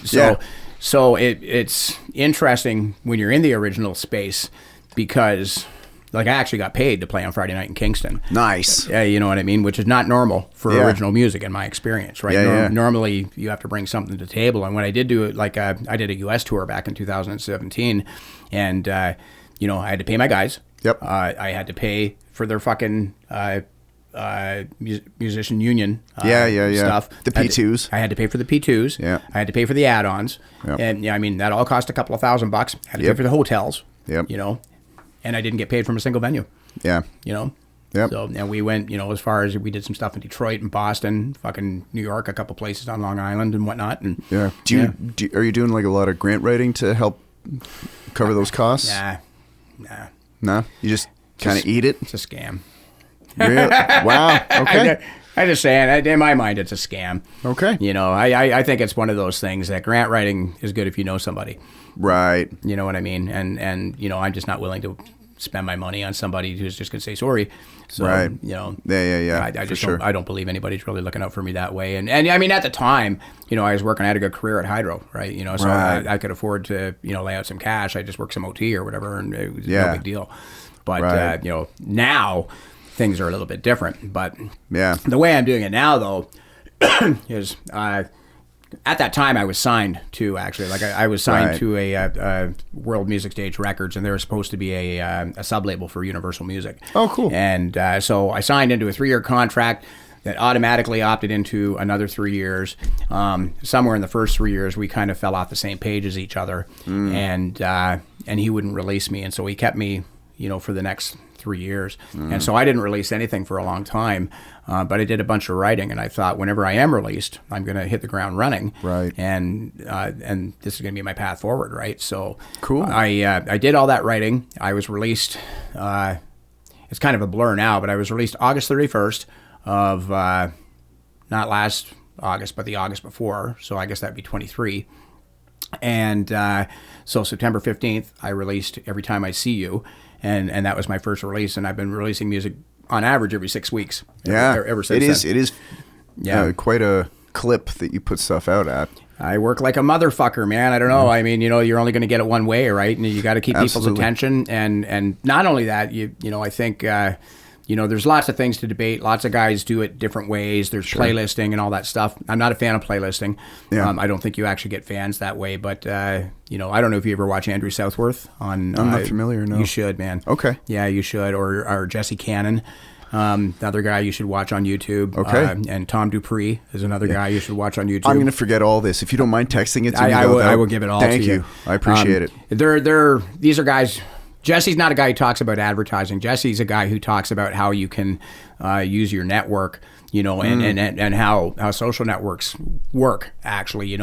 For example, if I see your band or whatever, I'm going to write to you from my Facebook account. I'm going to say, hey, Dawson, you guys were great the other night, blah, blah, blah, blah. And you're going to tag me in your response and whatnot. And you do that enough times. And what it does is it shows the social platforms that, hey, these two people are connected. And so their audiences should be connected. And so they're going to present my music to your audience and your music to my audience. And you should have 100 fucking bands that you do this with, right? That's a really good idea. Holy shit. However, it's hard work. Yes. That would be very time consuming. Yeah. And I don't even think you might even have time to write songs if that was the case, you know what I mean? Yeah. But so that's Jesse's kind of MO or whatever. But Andrew Southworth has the MO where, you pay for meta ads, and you like what I tend to do is I tend to poll my audience and say, hey, who do you guys think this sound like? And you've probably seen me do it. Yeah, and they'll say, oh, it sounds like the Scorpions or whatever. And so I target Scorpions fans, and then I pay for the ads. And things are changing in that landscape right now. It's a little bit more expensive, right? And I'm not breaking even, but I am getting followers, and I am getting stuff added to playlists, and I'm finding as long as I keep advertising, people are still adding stuff to playlists, and I am starting to make some of that money back. Right. And so, there's going to come a point where I'm breaking even, and then there's going to come a point beyond that, if I continue to do it this way and nothing changes in their world, where I will be making money. Yeah. And if I'm making $1,000 a month, I'm telling you, that's going to wages to my guys. Yeah. Because 100%. I don't really need the money, and it's a way for me to get out in front of other people. Yeah. Right? So no, that's awesome. Yeah. So that's I will send you this stuff, man, because I appreciate it. You could watch Andrew Southworth, and he's not a dummy. He's a mechanical engineer. And you know what I mean? He's a smart dude, and he's given all that up, because he's teaching the internet how to advertise. Wow. So that's very cool that he's doing that. Yeah, absolutely. Oh, he's a player too. Right? Okay, you know what I mean? But he's but this is something he's figured out on his own.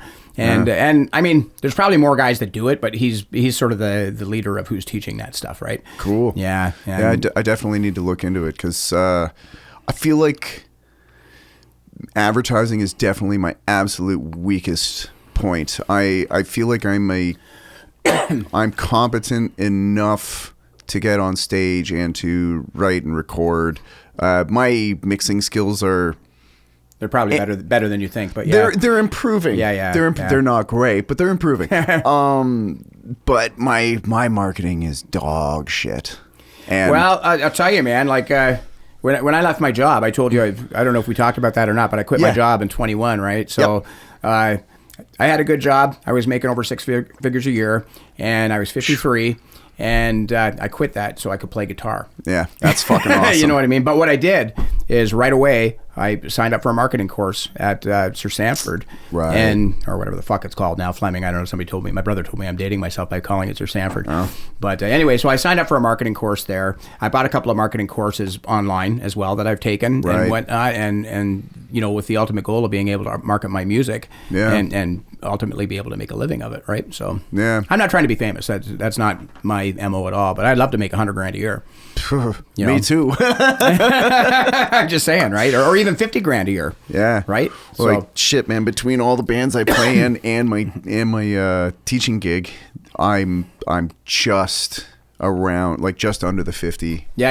Point right now. So if I could do that just off of, like, no teaching, just music alone, that would be... you and I will talk about this again sometime when we're not doing this. Yeah. I'm always happy to have the conversation. That'd be great. And I'm always happy to share that stuff too, actually, because, like, even if you were assigned to a label, like, the fact is, you think you've made it big, signed to a label, but what do you think they're doing, man? They're advertising you. They're finding that they've got fucking test audiences, you know, and all that stuff. And, you know, this is what you have to figure out as an independent artist to be able to actually be a success. And it's going to cost you some money. It's what's the music business. Yeah. You know, absolutely. You know, and that's really what it comes down to. So I got a budget where, you know, I spend anywhere between $300 and $600 a month on advertising right now.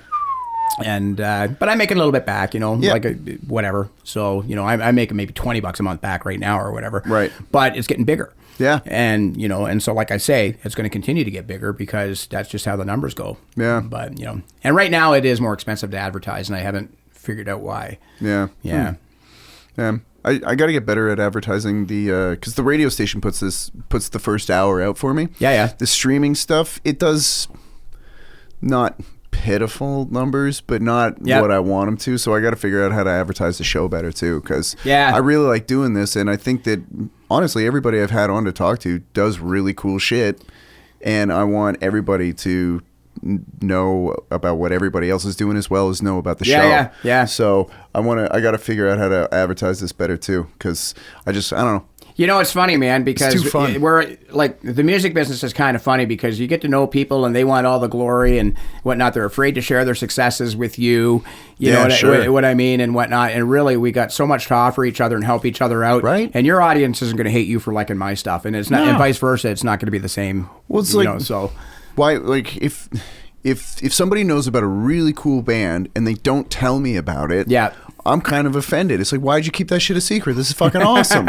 Exactly. Yeah. Why, like, come on, man, share the goodies, you know. And also, this is for me. This is I've kind of talked a little bit about this before. I'm kind of a workaholic. Yeah. And this is an excuse for me to hang out with people either that I want to get to know better, or people that I haven't spent enough time with lately. Yeah. And I can claim it as I'm working. Yeah. Even though I'm just, you know, we're just hanging out. But you're all like-minded too, right? You know, everybody has the same goal that way, right? Yeah, so. Big time. And then, well, shit, like the whole reason we even ended up having quite a long conversation at L&M that one day is because we were talking about martial arts the whole time. And it's like, fuck yeah, this is great. And, you know, this is how I get to figure out. Not enough musicians do martial arts, though. I agree. And you know what's so crazy? It's the same thing. It's the same thing. The only difference is the physical consequences of a mistake are much higher in martial arts.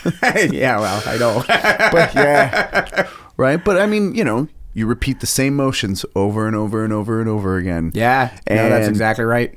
And, you know, that same mindset of you can't, like, when you make a mistake, if you're, well, randori, actually, we never explained what randori really, what the direct translation is controlled chaos. Basically, randori, for anybody that's wondering, is it's sparring. Yeah. You're sparring. Yeah. But that randori, if you screw up doing that, if you dwell on the mistake you've made, you're going to get hit or submitted or whatever more than if you just focus on what the next right move is. The same way as if you dwell on a mistake playing a song, you're going to make about 5 or 6 more mistakes. Don't even get me started, brother. Right? So it's funny. I tell this to all my students. I call it the vault. And it's like, I know I fucked up, but I'm busy right now, so I'm just going to log that. I'm going to drop it in the vault, and I'll think about it on the drive home. Yeah. You know, and I'll be just like, motherfucker, really? A B flat? You piece of shit. Not like you haven't played it 800 million fucking times. Right? Yeah. And then I'm... And then I'll run that section of that song about 50 times, and I'll be like, never again. But it's, you know, it's the same thing. It's this, and it's actually, this was really cool. Just the other day, it's sort of like, for me, it's like when something I've been working on and I get to use it in an improvisational setting, and I'm like, oh, I smoked it. That was so cool. Yes. I was do you know Marcus Brown? Yeah. Okay. No, I don't, but I know the name. Okay. Yeah. Drummer, phenomenal guy. Yeah. His main gig is drumming for the Weber Brothers. Okay. Yep. And just insane drummer, but also he's a martial artist now. He's been doing Muay Thai. He started maybe I want to say 5 years ago. Okay, so he's got some accomplishment. He's moving. He's moving, and it was sweet. I don't want to take too much credit, but I kind of got him a little bit addicted to it by just starting fight nights. We would watch fights together. And I would explain. He'd be like, "What is happening?" And I do my best to try to explain it. And then I was like, dude, just come over and we'll hit pads together. And actually, I got the heavy bag in the other room, and I got focus mitts, and I got shit like that. I was like, we'll just hit some pads. And then it's like, okay, now we're just gonna skip a little bit. Hey, why don't you come to the gym? And now he's there every day. Good for him. And he's like, you were talking about the guy that I'm so sorry, your buddy's name that you train with. It's like, how you feeling today? And it's like, Mike there, that's Marcus is my Mike. Okay, and so we train together like every day. And where the fuck was I going with this? I know, I hate that. Shit. Oh, okay. You're feeling validated, I think. Yeah. No, it was comparing music and martial arts. So when I could make either a scale drill or an arpeggio drill or something work in improvisation, I took a combo that I've been drilling for years on pads. We call it combo 3. So it's jab, right body hook, left head hook, then right body kick. Okay. And I hit him with all 4 shots. And I've never pulled that one off successfully against anybody. Really? Eh? Yeah. And my brain just went combo 3, and I did it. And here's the problem, though. This is when you know it's still like too new. I stopped, and I literally out loud said, combo 3, after I hit him with it, and then he punched me in the face. I did the same thing not long ago, actually. Well, not a combo 3, but right, sure. I know what you mean. Like I have, I don't know if you know what uchimata is, but it's a big judo throw.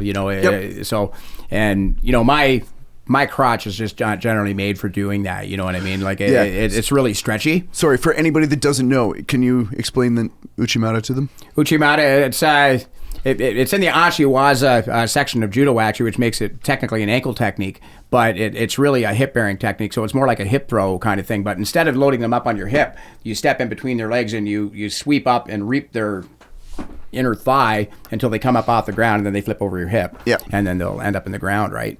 So, and I did one of those throws on my wrong side. I've never been able to make it work for me, and nice. I did it on my wrong side. That's awesome. And I was just talking with my sensei the other night, because any successes I've had in randori these days all come on my wrong side. Really? And he says, well, they're not expecting it.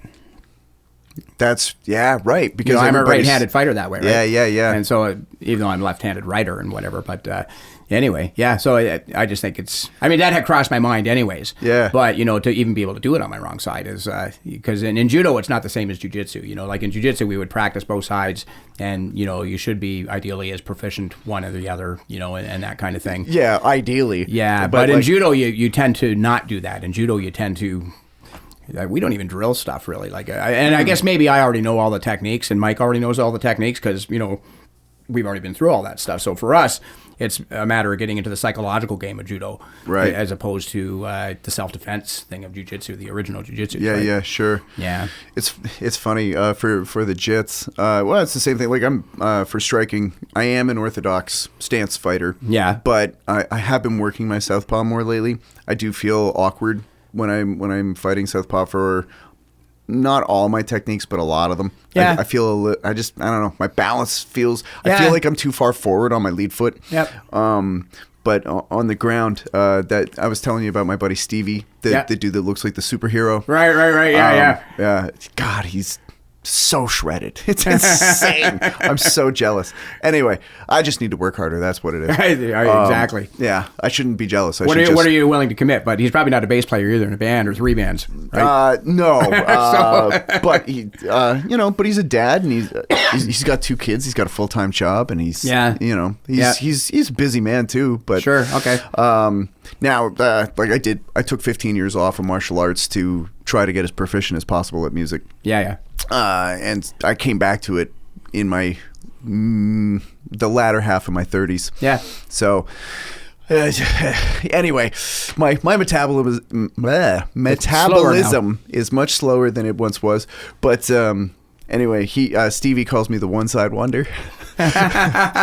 It's weird too, because it's not always on the right side that I pull things off better. Like, it depends on the move. Yeah. Like, some moves, it just, for whatever reason, it's like, ooh, it feels really good on this, whatever feels really good on my left side, and whatever this move is feels really good on my right side. Yeah. But then if I try to flip it, it gets all backwards in my head, and I don't know. Yeah, I know you really have to work it, and my brother used to say you'd have to work it twice as hard. Oh, actually. Big time. Like back in the Taekwondo days, that's how he that's how he drilled himself. Anyways, you know what I mean. But I could never, like Taekwondo, I enjoyed it a bunch, but I was never good at it, really. You know what I mean? So I was starting to get really good. I fought in, God, I don't know how many. Actually, I think it's in that room. I got a whack of medals. Oh, good. From when I was doing comp and stuff.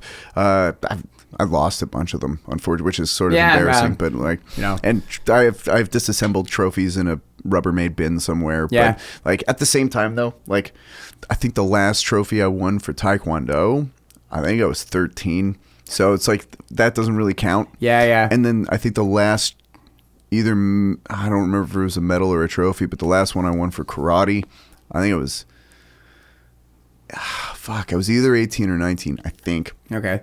So again, even if I was 19, that's 20 years ago. Yeah. That's a different person. It is. You know what I mean? That's exactly right. It's like, but like the flip side of that is, and you've probably seen this yourself actually in kids that come through or whatever, but I feel like when you learn that stuff when you're young, it really stays with you more. And big time. Because if you ever try and bring a 55-year-old into some martial art, there's no fucking way he's learning that, not in 500,000 years. Right? Yeah. It's watching dudes that have never thrown a kick before try to throw a round kick. You're like, no, your knee needs to be pointed that way. Yeah. No, you're throwing a soccer kick. Your toes up. Yeah, sorry. So, dude, you're gonna kick me in the balls. Please don't do that. See, you kick me in the balls, motherfucker. And I mean, I am notorious for not wearing a cup when I train, which is so stupid. I really should, because the worst one ever. I won't say his name. Really nice fella, jacked young dude, like 180, 185, something like that. And he threw a switch kick, but when you throw an inside leg kick, you're not supposed to switch. You step off the train tracks, as it were, so that you get the angle with your back foot, and then you just light up the interior of the thigh. Right. It's supposed to be just above the knee because there's that nerve bundle, right? On the inside of the leg? On the inside of the thigh, yeah. I just did that today, actually. He just straight up the pipe, and literally my feet left the mats. Yeah. And I just, my vision went out. All I could hear was this low hum. It changed my whole day, man. I just ended up sitting on the couch with an ice pack in my pants. Like, I always think of that stuff in terms of a like a self-defense thing. Eh? Like when I was going through my jiu-jitsu days, it's not BJJ, it's the original stand-up jiu-jitsu, Aiki jiu-jitsu. Yeah. And it was sort of billed to me as self-defense. And I like that, but it does have a different psychology, and because the psychology is different, the practicality of it is different. Sure. And like going into judo from that, so I know all the throws, that's fine in judo, but judo's different. Judo, you don't have somebody coming at you punching. You don't have a second to step forward or step back or decide or whatever. You're engaged right away because you're penalized if you're not. Yep. And you have to be the first guy to try something. Oh, yeah. And that's all there is to it. And if you're not, then you've already lost. Yeah. And that's, at least, that's how it seems to be going for me. So. Well, it's funny because like same sort of thing. Like I had done karate and taekwondo for years and years and years, and I felt in my mind anyway very delusionally that I was a proficient striker until the first time I ate a leg kick. And I was, because karate and taekwondo, at least most of the karate in competition that I had done, leg kicks were not a big part of it. Like they existed, but it wasn't a key component the way it is in Muay Thai. Yeah, okay, yeah. And the first time I ate a Muay Thai leg kick, which is very different because karate, you use the instep of the foot. Right. Whereas in Muay Thai, you are blasting your shin into somebody's meat. And it is such a different feeling. And the guy had big, thick leather foam shin pads. Yeah. And even that was just thunk and just, what the fuck was that? And they just keep going at it and wear it down, right? Oh, dude. And it was same sort of thing that the first time a Muay Thai knee versus a karate style knee. It's the only time I've ever sparred with my instructor, the main instructor anyways. His name is Jason Mancini. Do you know him? I know Jay. Yeah, he's awesome. I was in a band with his dad. No shit. Yeah, because his dad's a drummer, right? That's right, Kevin. Yeah. And actually, Kevin was in jiu-jitsu with me when I started back in 03. No shit. That's so cool. But he's a black belt in karate, too. Yes. Yeah. And Jay's phenomenal. I remember when they were going through their paces, actually. We had a band called McGillicuddy Rush. Obviously, Jason was younger back then. Oh, yeah. Jay's talked about that. Dude, I didn't know that was you in that band. That's so fucking cool. No doubt, eh? That's so, for real. This world gets smaller. That's so cool, man. Music and martial arts, man. That's what, they should always be intertwined, I think. And motorcycles. Those terrify me. Oh, okay. Well, not me. I'm sorry. Yeah, no, I just, I don't know. I like things with walls.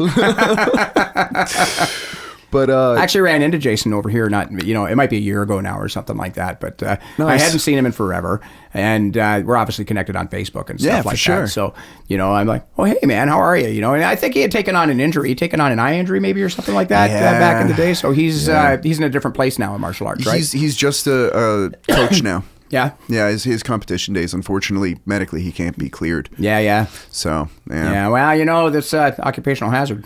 Yeah, right? Well, yeah. Well, that's, you know what? He's going to be on the show next month. Is he? Yeah. Yeah. If he wants to tell that story, I'll let him tell it. Yeah. If not, though, that's his story to tell. So I'm going to leave that part alone. No, absolutely. You don't want to scare anybody, but you don't want to, whatever. Yeah. Yep. Whatever. He touched me with a knee once, and I was like, I've been stabbed. Oh my god! And it was so, and he's not trying to hurt me. Yeah. He's just trying to let me know that I wasn't protecting my body. Well, exactly. Oof. And that's I don't know. I'm back in jiu-jitsu now for the last couple of weeks and whatever, and I haven't been able to do it in 10 years or whatever. And there's a group of us black belts basically that are doing it. And most of us haven't been able to train, for COVID and everything else that's gone on, you know what I mean? And most of us are getting over now too, actually. Sure, right? And so I don't even know what it is that I'm trying to say, but him to do that, it shows a lot about the right technique. Oh, yeah.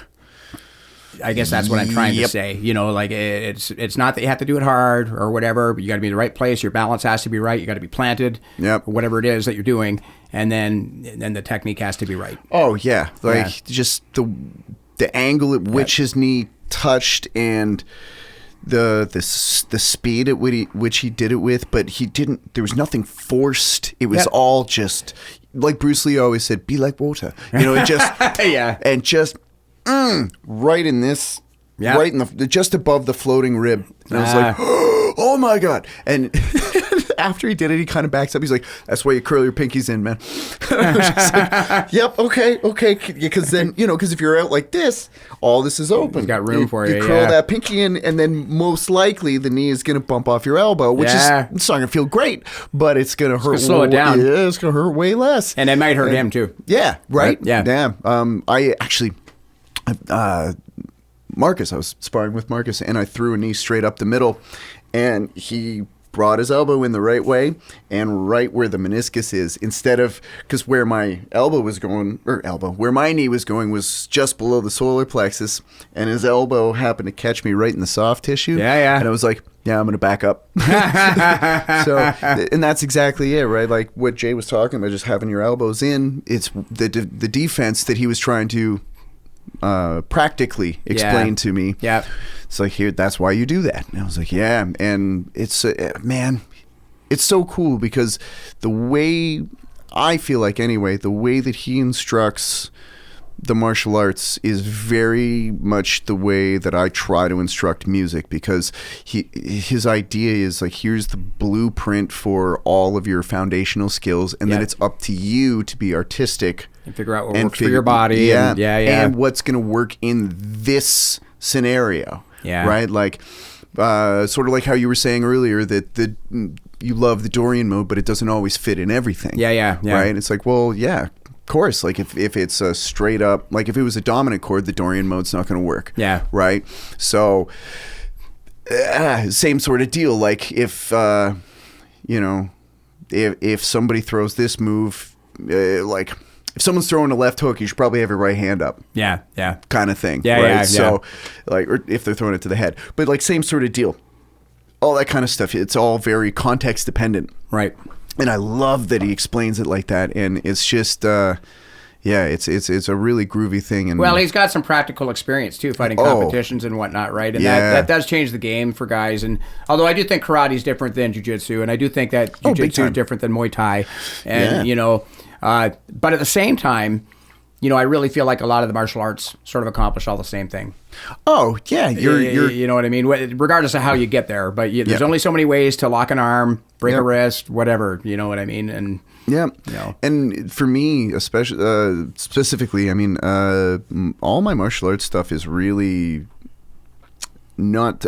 So many people think that it's a meathead thing to do, and I can't wait for that to be dispelled more and more, because I do find it to be extraordinarily cerebral.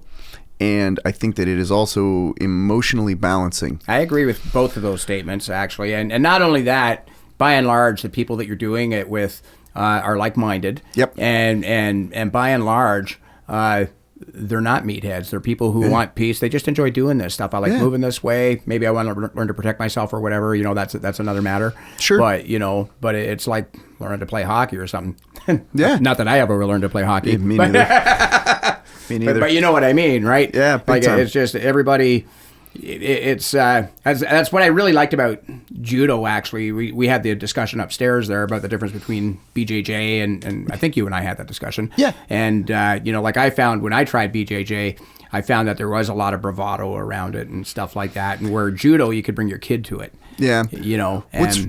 I think that's a gym specific thing. And you probably are right. You probably are right. Because a lot of the bully mentality in the BJJ stuff, if that is brought to WCMA, it doesn't last long. Oh, good. It's because a couple of things. Like, one, everybody is strong enough to actually hurt each other. Yeah. But when you're a grown up. Yep. Right? You're a fully grown adult. You could hurt someone. Yep. And we are practicing moves that are designed to hurt people. To either break bones or snap tendons or choke people unconscious or potentially end someone's life. This shit is not. It's fucking dangerous. Yeah. So don't screw around, and also don't be an asshole. If somebody taps out, you fucking let go. Yeah, yeah. And and there's a and also you should tap out too. That's the other side of that. Right? Yeah. If pride has, well, I shouldn't say pride has zero place, but it is so bottom tier of importance. Tap often, right? Yes. All the time. And especially like if somebody gets me in an arm bar or a wrist lock or something that involves my hands, or even if my fingers get tangled in the gi. Yeah. I'm like, Yeah. It's like, hey, man, I lived that, brother, actually. It's like, I got a gig coming up. Don't I know. Don't fuck up my hands, man. You guys don't know I'm a guitar player. And I only train in the afternoon classes, right? So as soon as I finish there, I have just enough time to hose off and get to L&M before I teach lessons. Yeah. So it's like, hey, man, I got to go do like... Are you teaching every night? Yeah. Are you? Okay. Well, Monday to Thursday. Okay. And then Thursdays I teach from 10 a.m. to 4:30, but then Monday to Wednesday I teach from 2:30 to 9. Okay. And so I'm there for like 7 hours. Yeah. You know what I mean? Yeah. It's like I have to go play instruments for 7 hours. If I think my hands are in jeopardy in any way, I tap immediately. Yeah. And I just don't like the discomfort of pain or whatever. I can take a bit of pain and I can be thrown to the floor and all that stuff, and that's all well and good. Yeah. But like today we were doing stuff, and most of us are just trying to get it back. You know what I mean? Sure. And we end up with this. I don't know if you know Nikyo or not. Nikyo, thank you. Yeah. So one of the black belts goes and puts this fucking Nikyo on me. And I'm telling you, man. Kids up. I just about cried. Oh, dude. They're brutal. You know what's funny? I actually use Nikyo, and, how do you do Sankyo again? Sankyo was this one. Right? Yeah, that's right. So I actually use Ikkyo and Nikyo as wrist stretches for guitar. Yeah. We call this Nikyo. We call this Kodagesh. Kodagesh. Yeah, oh, okay. Kodagesh, yeah. Yeah. Okay. So we had different terms for him in karate. And Ikkyo was more of like an armbar type of thing. Yeah. We for jits, we do a lot more of the straight arm bars. Okay. Not exclusively. Like these ones are more like wrist locks and stuff, right? Yep. So like, but the straight arm bars are more so designed to hyperextend at the elbow. Yeah. And then we have I can't remember his first name. He was a judo player. His last name is Kimura. Super jack Japanese dude. He was killer judo fighter. Yeah. I know I've seen him on Instagram and stuff too, actually, right? So we actually have an arm lock named after him called the Kimura. Yeah, of course. Yeah. And then this one, when it's like... I didn't know that came from him, actually. Yeah. He was like... He probably didn't invent it, but he sure shit popularized it. Yeah. You know, sort of like how everybody credits Eddie for being the first two-handed tapper. Yeah. Probably not, but he's the dude. Alan Holdsworth, Ace, Yeah, even, so, absolutely. Yep. Tons of people did it, right? But Eddie made it the most famous. Absolutely. Right? Yep. So same thing with the Kimura. He probably didn't invent it, but everybody's like, that's the Van Halen of I always mix up the names of that, but I think we either call it Yuta Hishigi or Yuta Gatami. Oh, okay. Yeah. So there you go. This is probably, and which are probably people. Right. But in BJJ, they call it Kimura. Yeah, we call it. Yeah, we call it. And you can do it. So the Kimura is this way. Yeah. If you do it the opposite, it's an Americana. Oh, okay. So, because that's more from like submission wrestling. Okay. So, which was more popularized there. So, like, and it's funny, there's like a lot of North American and Greco-Roman wrestling and stuff that is starting to make its way into BJJ. Yeah. It's becoming a lot more of a comprehensive grappling art than it used to be, because it used to be strictly on the ground. Yeah. And like you shoot a takedown and then everything takes place from there. So not a shit ton of collar ties or anything like that, you know. Have you ever been on Instagram and you've seen the two players, they come along like this and, you know, the match starts and they jump up in the air and they grab each other and then they just land on the ground. So that it's two guard pullers in the same fight. And you're like, all right. And they usually end up in 50-50 and then it's a fight for either a knee bar or an ankle lock or something like that. Okay. You know what? We've probably gone a really long time. I apologize. No, it's okay. This has been super fun, but we're going to have to call because I do have a rehearsal. No worries. So we're going to have to wrap it up, but thank you so much for coming out, Ian. This has been a real blast, dude. All right. Thanks for watching, everybody. We'll catch you on the next one.